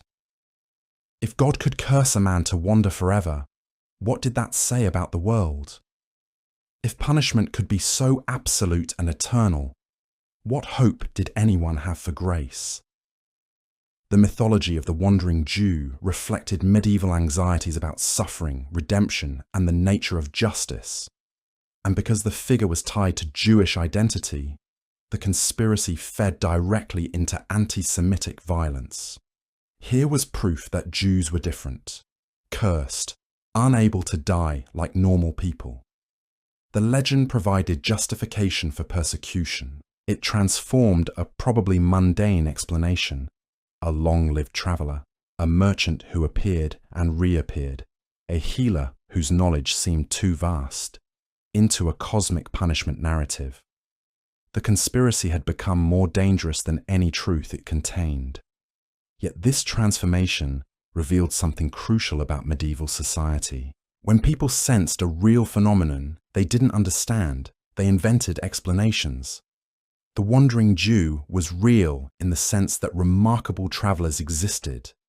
The curse was real in the sense that medieval people believed in it completely. The immortality was real in the sense that someone had lived long enough to seem impossible. But the details, the mythology, the theological significance, all of that was constructed. And once constructed, it shaped how people treated actual travellers and outsiders. The conspiracy became self-fulfilling. If you believed a man was cursed to wander, you treated him like a cursed wanderer. You drove him away. You refused him hospitality. You made his life a punishment. Medieval Europe didn't just create legends about the wandering Jew, it created the conditions that made the legend thrive. The world in the early 13th century was full of strange reports from the edges of Christendom, particularly from the prosperous regions of southern France. A sect calling themselves the Pure Ones was spreading through Occitania. A group of heretics who rejected the material world and claimed to communicate directly with God without intermediaries. They called themselves Cathars, though most Christians just called them heretics and meant it as a death sentence. The conspiracy rumour that spread through the Catholic Church was both terrifying and oddly specific. The Cathars weren't just theologically wrong. They were organised. They had their own churches with their own architecture. They had their own priests wearing their own robes. They conducted secret ceremonies forbidden by Rome. They possessed texts that directly contradicted Scripture. They were dualists, believing that matter itself was evil and created by Satan, not God. This wasn't casual theological disagreement. This was an alternative religion operating in plain sight, recruiting souls away from Christ, teaching people to reject the authority of the Church. Bishops panicked across the south of France. The Pope in Rome took immediate notice. Here was a conspiracy so complete, so organised, so threatening that it appeared to undermine the very foundation of Christendom itself. Cathars were multiplying. They were gaining influence. They were converting nobles and common people alike. The threat seemed enormous. But here's where the conspiracy gets interesting. The reality, when it was finally investigated through Crusade and Inquisition, turned out to be just as real as the rumours had suggested, though organised differently than the Church understood. Yes, the Cathars were real. Yes, they were organised across regions. Yes, they had their own theology and their own structure. But they weren't quite the demonic conspiracy the Church imagined them to be. They were a genuine religious movement with roots in Eastern Christianity and Zoroastrian dualism stretching back centuries. They believed in a God of light and goodness, locked in eternal conflict with a God of darkness and evil. They rejected material wealth and earthly power completely. They lived ascetic lives that actually resembled early Christian monasticism. They're perfect. The Cathars, who had taken the sacrament of consolation, lived like monks, vowing poverty and chastity and devotion. From the perspective of the medieval Catholic Church, this was absolutely heretical and threatening. From the perspective of the Cathars themselves, they were living the gospel more faithfully than Rome and its corrupted clergy ever could. The conspiracy was real, but so was the Cathars' sincerity. They actually believed what they preached. They actually lived according to their principles. They actually organised themselves into a functioning religious community. The Church's response, when it finally came in full force, was absolutely decisive and brutal. Crusades were launched. Cities were besieged. Thousands were killed in massacres. By the end of the 13th century, the Cathar movement had been effectively eradicated from existence. The conspiracy had been crushed completely, but something uncomfortable remained for those who reflected on it. The Church had destroyed a religious movement that was actually living with more moral seriousness than much of the established Church itself. The Cathars had been right about one thing. The medieval Church was corrupt in numerous ways. It accumulated vast wealth. It accumulated temporal power. It used both without much concern for Christian ethics or the teaching of Christ. The Cathars had seen this clearly and rejected it. They built something different. It lasted for a couple of centuries before the full force of institutional religion crushed it. Yet the idea lingered and grew more powerful. In folk memory, the Cathars became something far more than simple heretics. They became symbols of resistance to corruption. They became linked to legends of hidden treasure and secret knowledge. The conspiracy that had destroyed them actually made them more mysteriously powerful in the collective imagination, In medieval laboratories hidden away in monasteries and private chambers, in wealthy nobles' castles and secret rooms, men mixed strange substances over flames, heating liquids, combining powders, searching for something very specific. They called it the Great Work. They called it the Philosopher's Stone. They were searching for transmutation, the ability to turn base metals into gold. The conspiracy whispered through medieval society held that these alchemists weren't just eccentric experimenters conducting pointless rituals and burning herbs. They were close to something. They were on the verge of achieving something genuinely impossible. They possessed secret knowledge inherited from ancient times, from Hermes Trismegistus and the hidden wisdom of Egypt. If you could turn lead into gold, if you could understand the secret of transmutation, you could reshape the fundamental nature of reality itself. Kings funded them. Nobles donated their wealth and estates to the work. Ordinary people dreamed that alchemy would deliver them from poverty. The fear among the establishment was that alchemists might actually succeed. What would happen to economies built on metal scarcity if gold became abundant? What would happen to political power based on controlling precious metals? The conspiracy held that they were near a breakthrough, that centuries of work were finally bearing fruit. Locked away in laboratories, surrounded by strange equipment and mysterious texts, these men were close to unlocking the secret of matter itself. But the truth, when examined more carefully, was far more interesting than the conspiracy suggested. Medieval alchemists weren't entirely deluded. They were doing something that genuinely resembled early chemistry. They heated substances, mixed solutions, observed reactions carefully, recorded results. They were developing practical techniques that would later become the foundation of modern chemistry.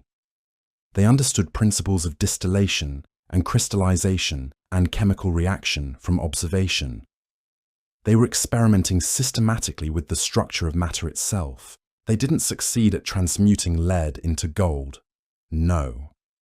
But they succeeded at something else entirely. They advanced human understanding of materials. They developed practical chemistry. They laid the groundwork that later scientists would build upon. They moved closer to understanding how materials actually worked and changed. The conspiracy had been partly true. Alchemists were searching for transformative knowledge. They were conducting serious experiments. They were close to discoveries, though not the discoveries they imagined. They wouldn't create the Philosopher's Stone, but their work would eventually help create the periodic table. They wouldn't achieve transmutation, but their methods would lead to the birth of rational chemistry. The work they were doing looked magical from a medieval perspective. Viewed from a scientific perspective, it was the very beginning of rational inquiry into matter. The conspiracy was that they possessed special magical knowledge. The truth was simpler and stranger. They possessed method and curiosity and patience. Those things turned out to be infinitely more valuable than any stone could ever be. The aftermath of the alchemical pursuit played out across centuries as fortunes rose and fell with each new promised breakthrough. Kings stopped funding alchemists after generations of failed promises and disappointed expectations. The laboratories fell silent, one by one. Nobles moved their patronage elsewhere, but the techniques these alchemists developed, the experimental methods they created, the careful observation of phenomena they practiced, these didn't disappear. They survived in notebooks and manuscripts. They were passed down to students. When science eventually emerged as a discipline in the 17th century, it didn't spring from nowhere fully formed. It inherited methods and approaches and philosophical attitudes directly from medieval alchemy. The conspiracy had masked a genuine revolution in human thinking. Alchemists weren't magicians discovering magical formulas in hidden books. They were proto-scientists developing and refining scientific method through patient experimentation. The conspiracy of transmutation was false. Transmutation never happened. But the conspiracy of hidden knowledge developing in secret places was entirely true. Medieval Europe had created spaces where people could ask serious questions about matter and reality without immediate institutional interference or accusation of heresy. They called it alchemy. We call it the beginning of chemistry. The result was the same. Knowledge advanced, understanding deepened, and what had looked like impossible magical work was actually the very first steps toward modern science. The alchemists never turned lead into gold, but they dare. There's something far more valuable. They turned superstition into methodology.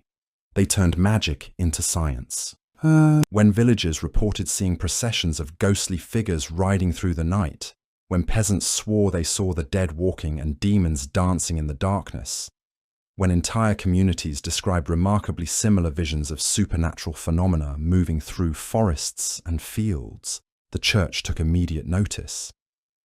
Was this proof of active demonic activity? Were witches conducting nocturnal rituals across the continent? Was the boundary between the physical world and the spirit world growing dangerously thin? The Wild Hunt conspiracy spread across medieval and early modern Europe in various regional forms. In Germanic regions, people reported seeing Herne the Hunter and his ghostly pack riding through the forest at night, unstoppable and terrifying. In other regions, they described women flying through the air on broomsticks, riding towards secret meetings and rituals. In still others, they reported encounters with processions of the dead, being led by dark figures toward unknown destinations. The consistency of these reports across vast geographic areas, separated by months and years and hundreds of kilometers, separated by different languages and cultures, suggested something real was genuinely happening. Either demons were truly manifesting and moving across the continent regularly, or something equally mysterious was occurring in nature that people were interpreting through their existing supernatural frameworks. The church concluded it was demonic. Inquisitors set about systematically finding the witches and heretics supposedly responsible for conducting these phenomena. They conducted formal interrogations. They gathered confessions, often through torture. They built detailed cases against accused witches who confessed to having indeed seen the Wild Hunt or participated in its midnight rituals. But beneath the supernatural interpretation, something else had been happening all along. The Wild Hunt sightings corresponded, in many documented cases, to periods of unusual natural phenomena that can be explained through straightforward natural causes. Aurora borealis displays in northern regions created moving lights in the sky that seemed to dance and shift in patterns that resembled galloping horses or moving figures. Phosphorescent fungi like will-o'-the-wisps or gases rising from marshes and disturbed earth produced glowing lights that appeared to move in organized patterns across fields and forests. Misidentification of animals, particularly wolves or wild horses moving in coordinated packs, created the impression of supernatural beings. The human tendency to find patterns in random phenomena, to see meaning in shadows and movement, to interpret genuinely ambiguous experiences through frameworks of existing belief, meant that people consistently saw what they expected to see. A light in the forest became a demon. A pack of wolves became the Wild Hunt. A woman experiencing a seizure or falling fit became a witch in the throes of demonic possession. The conspiracy was real in the sense that these phenomena were genuinely experienced and perceived by many people across centuries. They weren't lies or deliberate fabrications created to deceive. People truly did see something out there in the darkness of the night. But the interpretation was wrong. Nature was being filtered entirely through the framework of medieval superstition and fear. And once people interpreted unusual phenomena as supernatural threats requiring supernatural explanations, they began hunting systematically for witches and heretics supposedly responsible for conducting them. The conspiracy didn't cause the persecution, but it provided perfect justification for it. It gave a supernatural framework for phenomena that had perfectly natural explanations. And in that vast gap between reality and interpretation, between what people actually experienced and how they chose to understand it, thousands were hunted, tried, tortured, and killed. The aftermath of the Wild Hunt conspiracy continues to echo throughout history and even into the modern world. Even now, after centuries of scientific advancement and widespread education, people still report seeing strange lights in forests and remote fields. They still experience episodes of sleep paralysis that feel remarkably like supernatural visitation or demonic intrusion. They still misidentify animals in the darkness. The difference now is that we have detailed explanations available. We understand Aurora Borealis and its celestial mechanics and how the lights move and dance. We understand phosphorescent phenomena and the chemistry behind foxfire and other glowing effects. We understand animal behavior and predator patterns and how wolves communicate. We understand neurological conditions that create vivid hallucinations and false memories. But in medieval times, there were no such explanations readily available to ordinary people. When people experienced genuinely ambiguous phenomena, they filled the gap with what they knew. They knew demons from religious instruction and theological teaching. They knew witches from folklore and stories passed down through generations. They knew narratives of supernatural hunts from legends and regional traditions. So that's what they interpreted when they saw lights dancing in the darkness. The Wild Hunt wasn't a conspiracy invented entirely from nothing. It was a conspiracy born from the collision between inexplicable natural phenomena and the available interpretive frameworks for making sense of them. Medieval Europe didn't have systematic science available to understand the world. It had superstition, belief, and religious doctrine. And superstition turned ambiguous natural phenomena into concrete supernatural threats.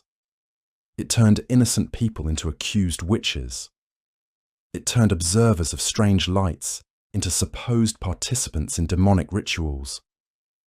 The conspiracy of the Wild Hunt reveals something fundamental about how human societies interpret the world around them. We don't see reality in some neutral, objective way.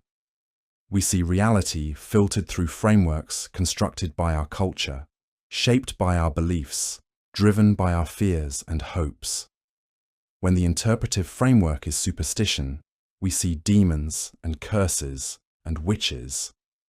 When the framework is science, we see natural phenomena and chemical reactions and animal behavior. The underlying truth itself doesn't fundamentally change between these interpretations. What changes is the framework. What changes is the story we tell ourselves about what we're seeing. And in medieval Europe, the interpretation was often deadly to those caught in its path. The gap between what people experienced and what they believed they were experiencing, the space between reality and its interpretation, was where medieval conspiracies lived and thrived. In that interpretive gap, the wandering Jew wandered eternally. The Cathars built their alternative church and lived according to their beliefs. Alchemists conducted their great work, searching for transmutation. The Wild Hunt rode through the night sky or across the forest floor. Some of these conspiracies were entirely real and based on concrete facts. Some were partly true, built on foundations of reality, but elaborated with superstition. Some were mostly imagined and invented, with only the smallest grain of truth underneath. But all of them reveal something crucial about how medieval people made sense of their world and their experiences. All of them show how humans everywhere find patterns, create narratives, and build explanations to understand what they encounter. All of them demonstrate that the line between truth and conspiracy, between reality and interpretation, is far thinner and more permeable than most people realize. Medieval Europe wasn't unique in creating and believing in conspiracies. Every society does this. Every historical era does this. Every human being does this instinctively. We all look at the world and ask what it means. We all create stories to make sense of what we see and experience. And sometimes we get the story right. Sometimes we get it wrong. And sometimes, like medieval Europe, we get it partially right while being partially wrong. And in that confusion, we build entire civilizations based on misunderstandings and partial truths. The conspiracies that took root in medieval Europe reveal patterns that repeat throughout human history. A kernel of reality gets wrapped in interpretation. Ambiguous phenomena get filtered through existing beliefs. Natural occurrences become supernatural events. Ordinary people become witches or demons or divinely appointed messengers. The truth gets buried under layers of meaning. And in that space where truth meets interpretation, where reality meets story, conspiracies grow. Medieval conspiracies weren't really about whether something happened. They were about what it meant that something happened. A man lived longer than expected. Was he immortal? A group rejected the church's authority. Were they demons? Strange lights appeared in the sky. Were they witches flying? Metals change colour when heated. Was transmutation occurring? The phenomena were real. The interpretation was where conspiracy lived. Medieval people weren't stupid for believing in conspiracies. They were human. They were doing what all humans do when confronted with mystery and ambiguity. They were trying to make sense of it. Medieval explorers and travellers spoke in hushed, excited tones about the possibility of paradise still existing somewhere on Earth. It wasn't just a religious fantasy for dreamers. It was a genuine conspiracy theory that serious people believed in. Eden was real. It was lost, hidden somewhere beyond the known maps. But it could be found. Somewhere past the edges of Christendom, in lands not yet mapped or conquered, paradise was waiting to be discovered. The conspiracy held that great explorers and missionaries possessed maps or ancient knowledge passed down through centuries that could lead directly to Eden. Some claimed that earthly paradise lay somewhere in Africa beyond the deserts. Others insisted it was in Asia beyond the mountains. A few believed it existed on islands not yet discovered in distant oceans. Monasteries reportedly possessed secret maps showing its precise location. Travelling merchants brought back vague descriptions of wondrous lands. Scholars debated geographical coordinates. The search for Eden wasn't purely delusional. It was based on actual exploration and genuine geographical discovery happening before their eyes. New lands were being found regularly. New peoples were being encountered. New resources were being brought back. Who was to say that the next expedition wouldn't discover paradise itself? The conspiracy seemed entirely plausible because exploration was actually uncovering real wonders. Real places that medieval Europe had only heard about in legends and old texts. Real civilizations that seemed exotic and mysteriously advanced. Real resources and riches that confirmed old stories about abundant lands waiting beyond the horizon. The truth underneath the conspiracy was more profound and interesting than the conspiracy itself. Medieval explorers were genuinely discovering new places and new things all the time. They were expanding human knowledge. They were finding resources that seemed to confirm old stories about wealth and abundance. The search for Eden was an expression of this expansionist impulse. It was the idea that there were wonders still to be found, that the world contained mysteries yet to be revealed. And that impulse was fundamentally correct. They would indeed find wonders. But not paradise. Something different and far more complex. New continents, new resources, new peoples, new civilizations. And with that discovery, the medieval world would transform entirely. Everything would change. The conspiracy of hidden paradise was partially true. Paradise wasn't on Earth waiting to be rediscovered. But the age of exploration would indeed transform human civilization utterly. It would bring wonders and riches. but also suffering and conquest. It would fulfill the medieval dreams of discovery and expansion while simultaneously destroying the medieval world itself. Medieval Europe wanted to find paradise. What it would ultimately find instead was modernity. What it would discover was the future. And that future would both fulfill and shatter the medieval dreams that had sent explorers outward, searching for an Eden that lay not behind them in lost history, but ahead of them in an unknown tomorrow. The pattern was clear now. Medieval conspiracies weren't random fabrications. They were coherent frameworks built from partial truths filtered through existing beliefs. They were the stories a civilization told itself to make sense of mystery. They were evidence of how humans work, how we interpret reality, how we fill gaps in knowledge with meaning drawn from our culture and our fears and our hopes. The Wandering Jew was a real traveller made supernatural. The Cathars were a real religious movement made demonic. Alchemy was real proto-chemistry made magical. The Wild Hunt was real natural phenomena made supernatural.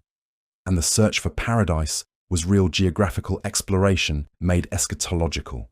Every conspiracy contained a grain of truth. Every grain of truth got wrapped in layers of interpretation until the original reality was buried so deep it became invisible.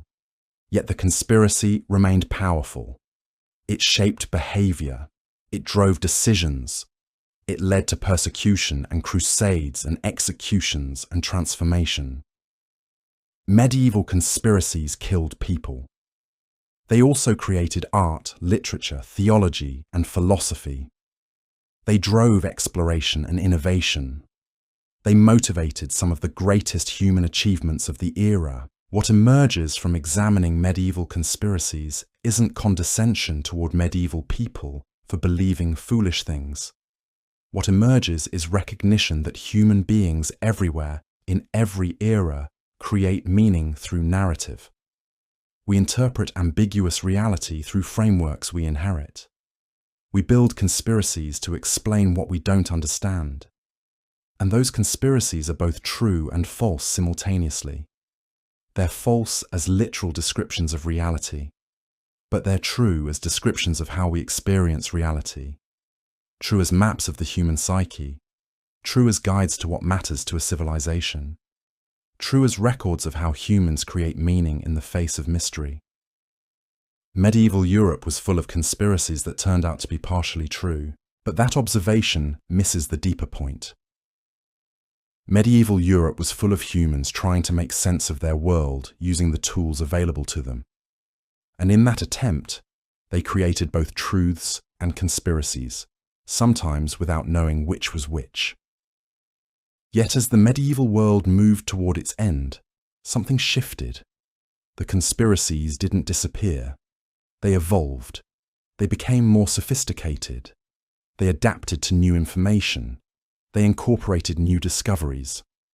As the printing press spread, as exploration accelerated, as science began to emerge, as the medieval worldview cracked under the weight of contradiction and new knowledge, medieval conspiracies gave way to early modern conspiracies, which gave way to modern ones.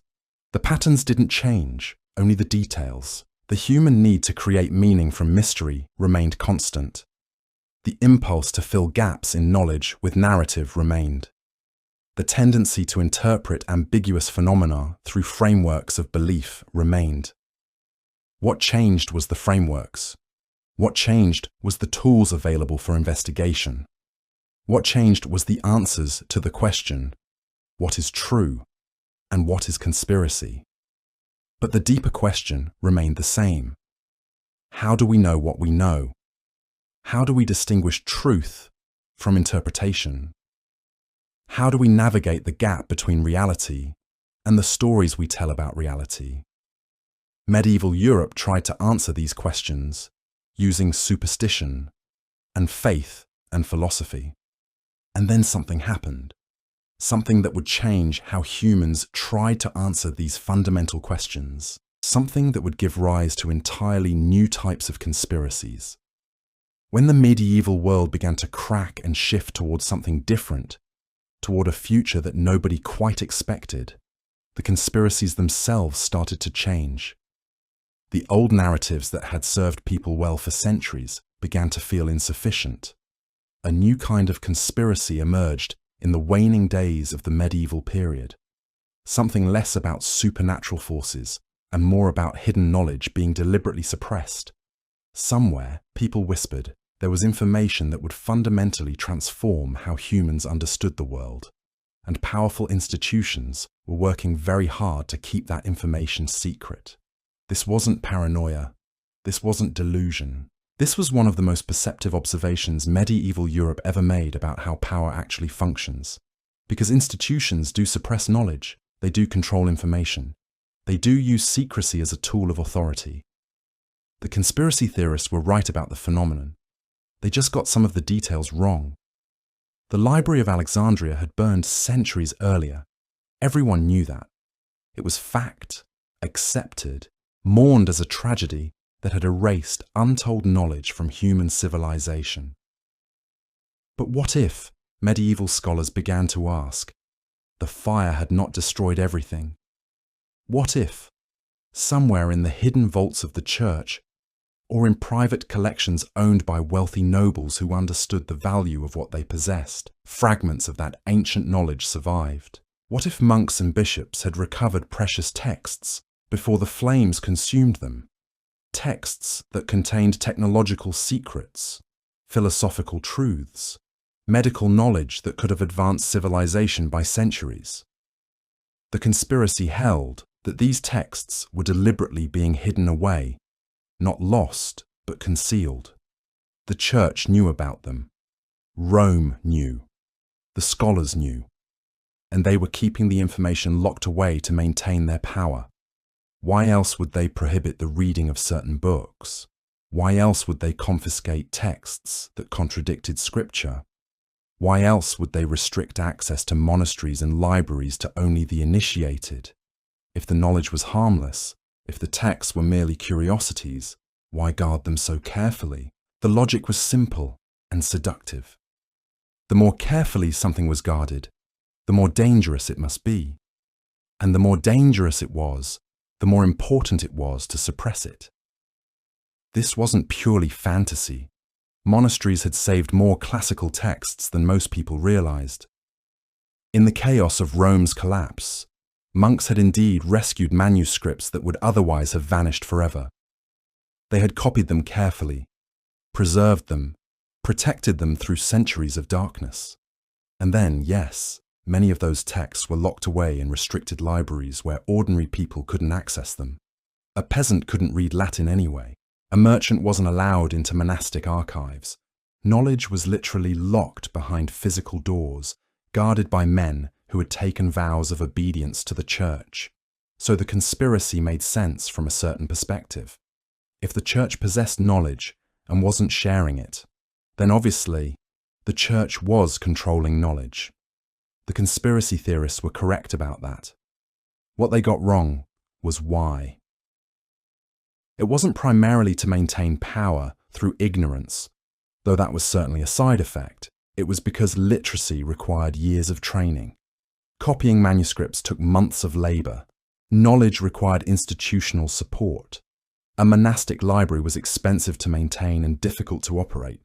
The church didn't have the resources to educate everyone even if it had wanted to. So knowledge remained confined to the educated elite. The conspiracy theorists sensed this reality and interpreted it as malicious suppression. They sensed the inequality. They sensed the barrier. They sensed the power differential. They just didn't have access to information explaining why the barrier existed, so they filled the gap with narrative. The church was deliberately keeping knowledge from them. The church was using information as a tool of domination. The church was protecting its power by maintaining ignorance. All of these things were partially true, but they weren't the complete explanation. The conspiracy theorists sensed a real problem without fully understanding its causes. In a way, they were right. In a way, they were missing the point entirely. In most ways, they were closer to truth than they realized. Medieval scholars who encountered contradictions between what they were taught and what they observed began to believe this conspiracy completely. They had seen evidence of it in their own work.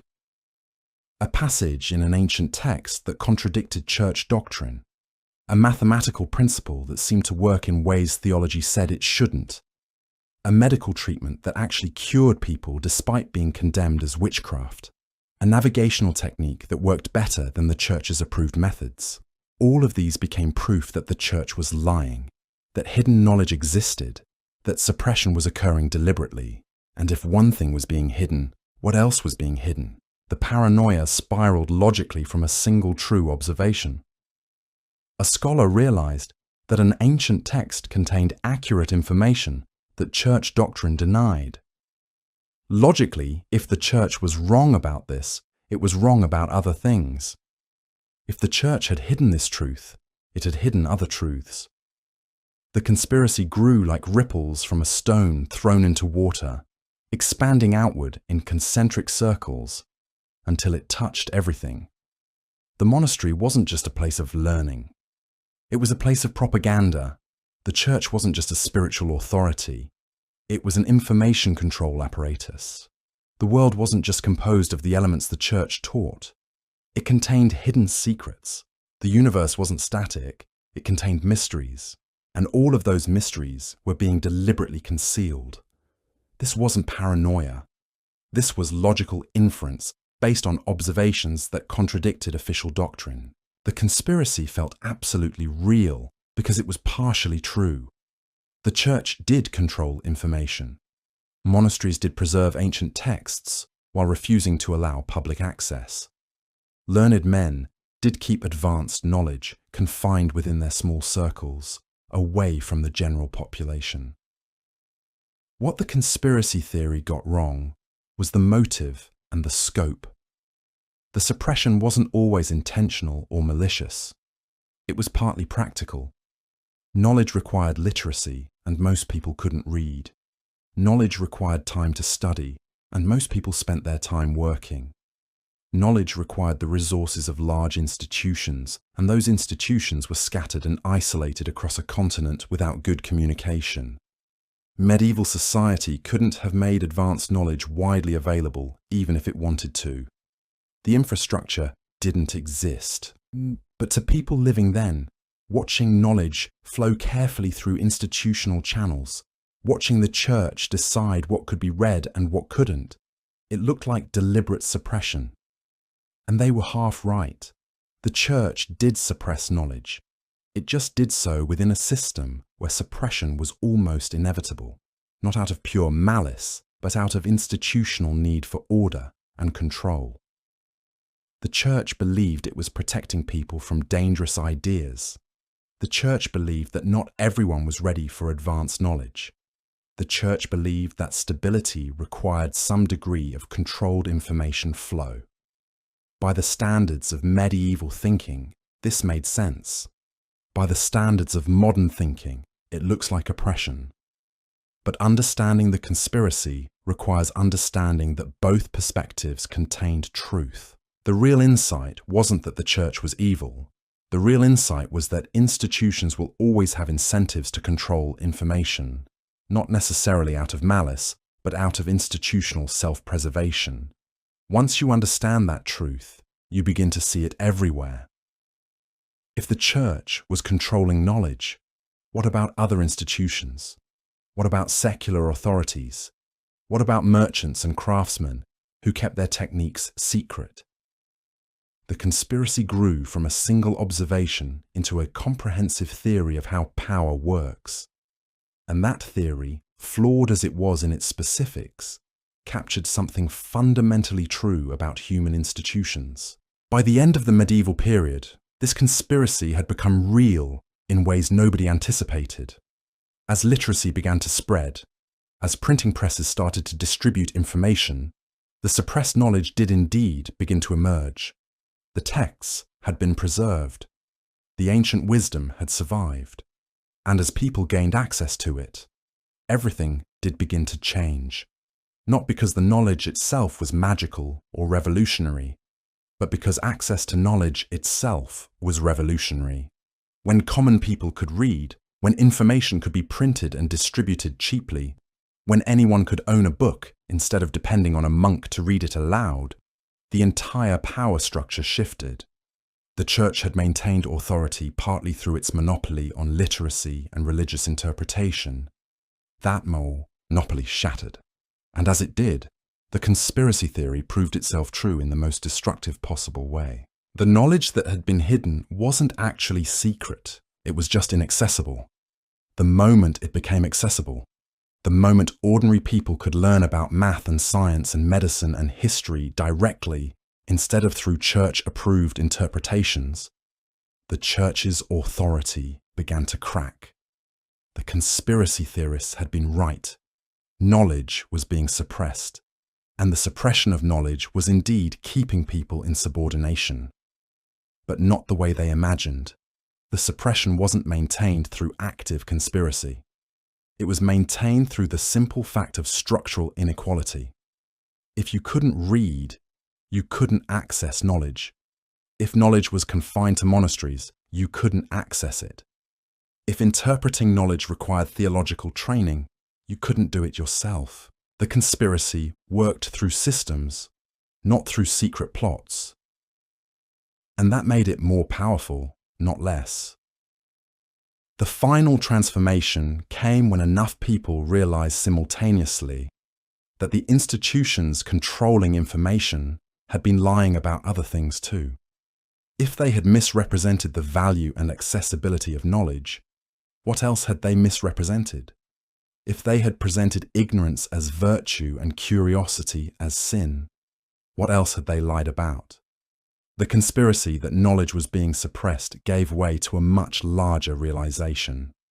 The entire framework through which people understood authority, truth, and reality itself might be built on lies. And that realization, more than any single piece of suppressed knowledge, fundamentally transformed civilization. It didn't happen overnight. It took centuries, but the seed was planted. The question was asked, and once asked, it couldn't be unasked. When the first printing presses began to distribute books that hadn't been approved by church authorities, when vernacular translations of scripture became available to ordinary people, when knowledge that had been carefully locked away in monastery vaults became accessible to anyone who could read, the fundamental power structure of medieval Europe cracked, not because the knowledge itself was revolutionary, but because access to knowledge meant that people could verify church claims independently. They could read the Bible for themselves and discover that church interpretation didn't always match the text. They could study mathematics and discover that geometric principles worked the same way whether the church approved or not.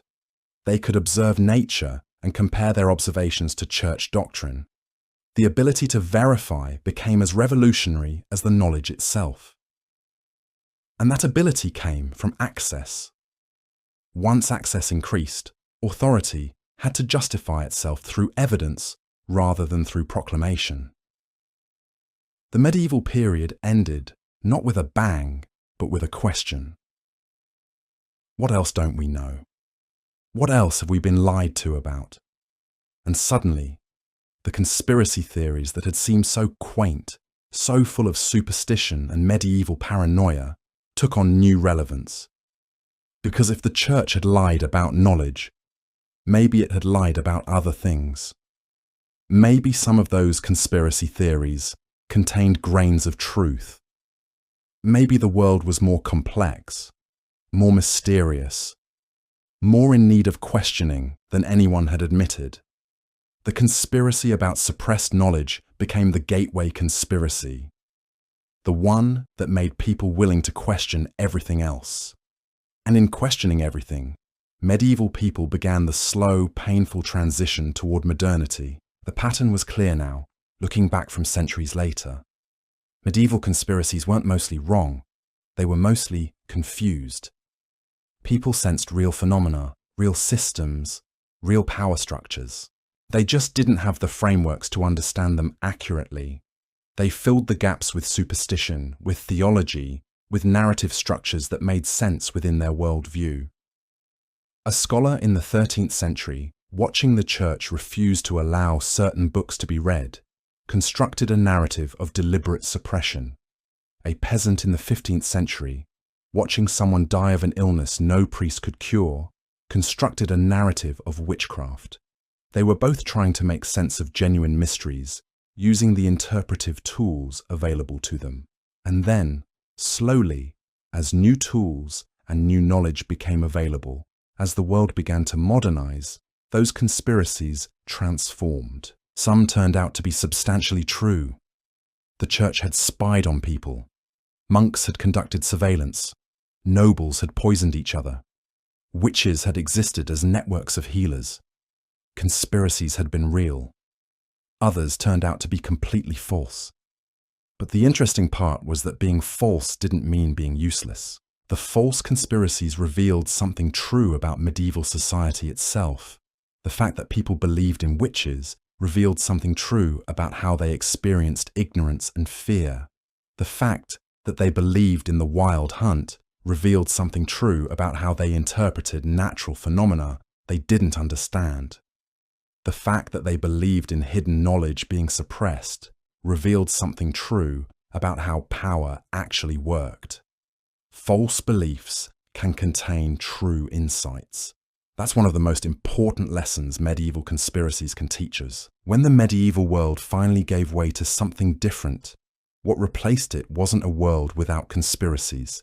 It was a world with different conspiracies, better ones sometimes, more evidence-based, but conspiracies nonetheless. Humans everywhere, in every era, seem to need narratives that explain hidden power, that account for what they don't understand, that make sense of the gap between what they know and what they suspect. We're no different from medieval people in this regard. We just have different information and different interpretive frameworks. But the underlying impulse is identical. There was one final medieval conspiracy, one that emerged right at the boundary between the medieval world and the modern one. Explorers and adventurers began to speak of something that medieval people had been whispering about for centuries, but now with new urgency and new evidence. They spoke of lands beyond the known world. They spoke of riches and wonders waiting to be discovered. They spoke of the possibility that entire civilizations existed beyond European shores, unknown, unexplored, waiting to be found. The conspiracy held that powerful people knew these lands existed and were keeping the knowledge secret to maintain their advantage.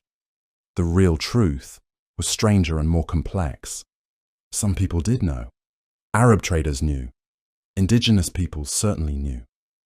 But the scale of what X is, beyond Europe, was so vast, so different from anything medieval Europeans had imagined, that even when evidence began to arrive, they struggled to process it. Columbus sailed in 1492 believing he was going to reach Asia. He didn't. He found something that would transform everything. And with his arrival in the Caribbean, the medieval world effectively ended. Not because medieval thinking disappeared. Medieval thinking would persist for centuries, but because the world itself had been definitively proven larger, stranger, and more full of hidden places than anyone had suspected. The conspiracy theories had been calling towards something real all along. They just didn't know what they were really looking for. The transformation from medieval to modern was fundamentally a transformation in how conspiracies worked. Medieval people believed in supernatural explanation for natural phenomena. Modern people would believe in natural explanations for phenomena they didn't understand. But the impulse to create narratives explaining hidden power remained constant. It remains constant still. Looking back now, medieval conspiracies seem quaint. We smile at people who believed the earth was flat, or that the sun revolved around them, or that ancient wisdom was being hidden away by powerful institutions. But we do exactly the same things medieval people did. We believe in conspiracies about hidden power. We construct narratives to explain what we don't understand. We sense real systems of control and mistrust the authorities who claim to manage them.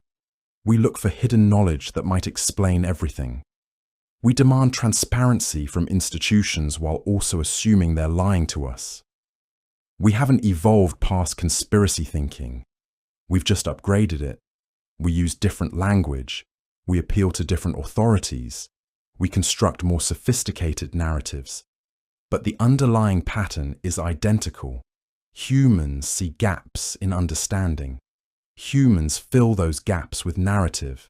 Humans believe the narratives. And sometimes those narratives point toward truth. Sometimes they completely miss the mark. Usually they're partially both. Medieval conspiracies worked because they were built on partial truths filtered through available interpretive frameworks. Modern conspiracies work the same way. The frameworks have changed. The tools have changed. The sophistication has increased. But the basic pattern remains identical and unchanging. Humans sense something real in the world around them. They don't understand it fully.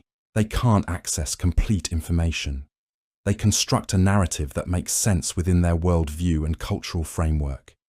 They believe it. They spread it. And sometimes, parts of it turn out to be true. Other parts turn out to be wildly inaccurate. Most parts turn out to contain fragments of truth mixed with misunderstanding and distortion. That's the consistent pattern across all conspiracy thinking across all eras. The final lesson from medieval conspiracies might be the most important. They weren't proof that medieval people were stupid. They were proof that humans everywhere do exactly what medieval people did. We look at evidence, we notice patterns, we fill in gaps with our best guesses. We create stories that make sense, we believe them, and sometimes we're right, sometimes we're wrong. Often we're partially right and partially wrong, and it takes centuries to figure out which is which. Medieval Europe didn't have science to fact-check their conspiracies. Modern people have science, but we don't always use it. We still construct narratives without evidence. We still fill gaps with intuition. We still believe stories that confirm what we already suspect. The medieval mind wasn't fundamentally different from the modern mind. It was working with different tools, different information, different frameworks. But the underlying human process of making sense of the world remained the same. One conspiracy that emerged near the very end of the medieval period perfectly illustrated this transformation. Alchemists and scholars began to circulate rumors about an ancient secret, hidden in plain sight within old texts, a message or a cipher or a code that would unlock the secret of transmutation. Not the turning of lead into gold, but something far more valuable. A method, a way of thinking, a transformation of how humans understood matter and energy and possibility itself. The conspiracy held that this secret was being deliberately hidden, because if people knew it, they would gain power that institutions didn't want them to have. The conspiracy was essentially true. There was a secret. It was hidden, not deliberately, but by obscurity. It existed in fragments scattered across centuries of manuscripts and observations and failed experiments. And when enough people finally figured it out, it did indeed transform civilization. They called it science. It wasn't magical. It wasn't supernatural. It was just systematic observation, careful measurement, controlled experiment, willingness to change beliefs when evidence demanded it. That method did contain the power institutions feared, not because it turned lead into gold, but because it turned ignorance into knowledge, superstition into understanding, blind faith into informed questioning. The medieval world had no way of knowing that the very conspiracy theories it was creating were pointing towards something real, not the specific conspiracies, not the detailed narratives about witches and demons and hidden treasures, but the underlying pattern, the sense that something important was hidden, the sense that institutions were controlling access to knowledge, the sense that understanding the world required getting past official narratives and asking harder questions. Medieval conspiracies were, in a strange way, early attempts at science. They were hypotheses. They were people noticing patterns and proposing explanations. They just didn't have the tools yet to test their hypotheses rigorously. When those tools finally arrived, when printing presses and microscopes and telescopes and careful mathematics became available, the conspiracies didn't disappear. They transformed. People still believed in hidden power. They still constructed narratives to explain what they didn't understand. They still sensed that institutions were lying, but now they had better tools to investigate those suspicions. And sometimes those tools confirmed what conspiracy theorists had suspected. Sometimes they completely contradicted it. Usually, the truth turned out to be more complicated than the conspiracy had imagined. Medieval conspiracies remind us of something important about human nature and human knowledge. We don't see reality directly. We interpret it through frameworks we inherit, through beliefs we're taught, through narratives that make sense within our worldview. Medieval people weren't stupid for believing in conspiracies. They were human. They were doing exactly what all humans do. They were making sense of a world that was too large and too complex to understand completely. They were filling gaps with the best explanations available to them. Sometimes those explanations happened to be true. Sometimes they were false. Usually they were partially both. The medieval period ended not because people stopped believing in conspiracies. It ended because the world itself changed. The arrival of the printing press, the age of exploration, the scientific revolution, the Reformation, all of these transformed civilization. And as they did, the conspiracies transformed too. Medieval conspiracies gave way to early modern conspiracies, which gave way to modern conspiracies, which are giving way to contemporary ones. The pattern persists. The specific content changes. But perhaps the most important conspiracy theory of all emerged right at that boundary between medieval and modern. It was the conspiracy that truth could be found if you looked hard enough, that the real world operated according to discoverable principles, that careful observation and rigorous thinking could unlock understanding, that institutions might lie, but nature itself never did. That science, properly practiced, could eventually reveal how things actually worked, regardless of what authorities claimed. This conspiracy turned out to be true in ways medieval people could never have imagined. And in believing it, in pursuing it, in building institutions around it, humans fundamentally transformed their relationship with knowledge and power. Medieval conspiracies weren't the end point. They were the beginning of a longer journey, a journey toward understanding that power structures lie, that institutions control information, that getting at truth requires questioning authority, that the world is larger and stranger than we've been told. Medieval people sensed all of this through the lens of witchcraft and demons and hidden gold. Modern people sense it through different lenses, but the underlying pattern remains, and in some form it always will, because as long as humans have institutions that control information, and as long as humans have the capacity to wonder what's being hidden from them, conspiracy theories will flourish, and some of them will turn out to be true.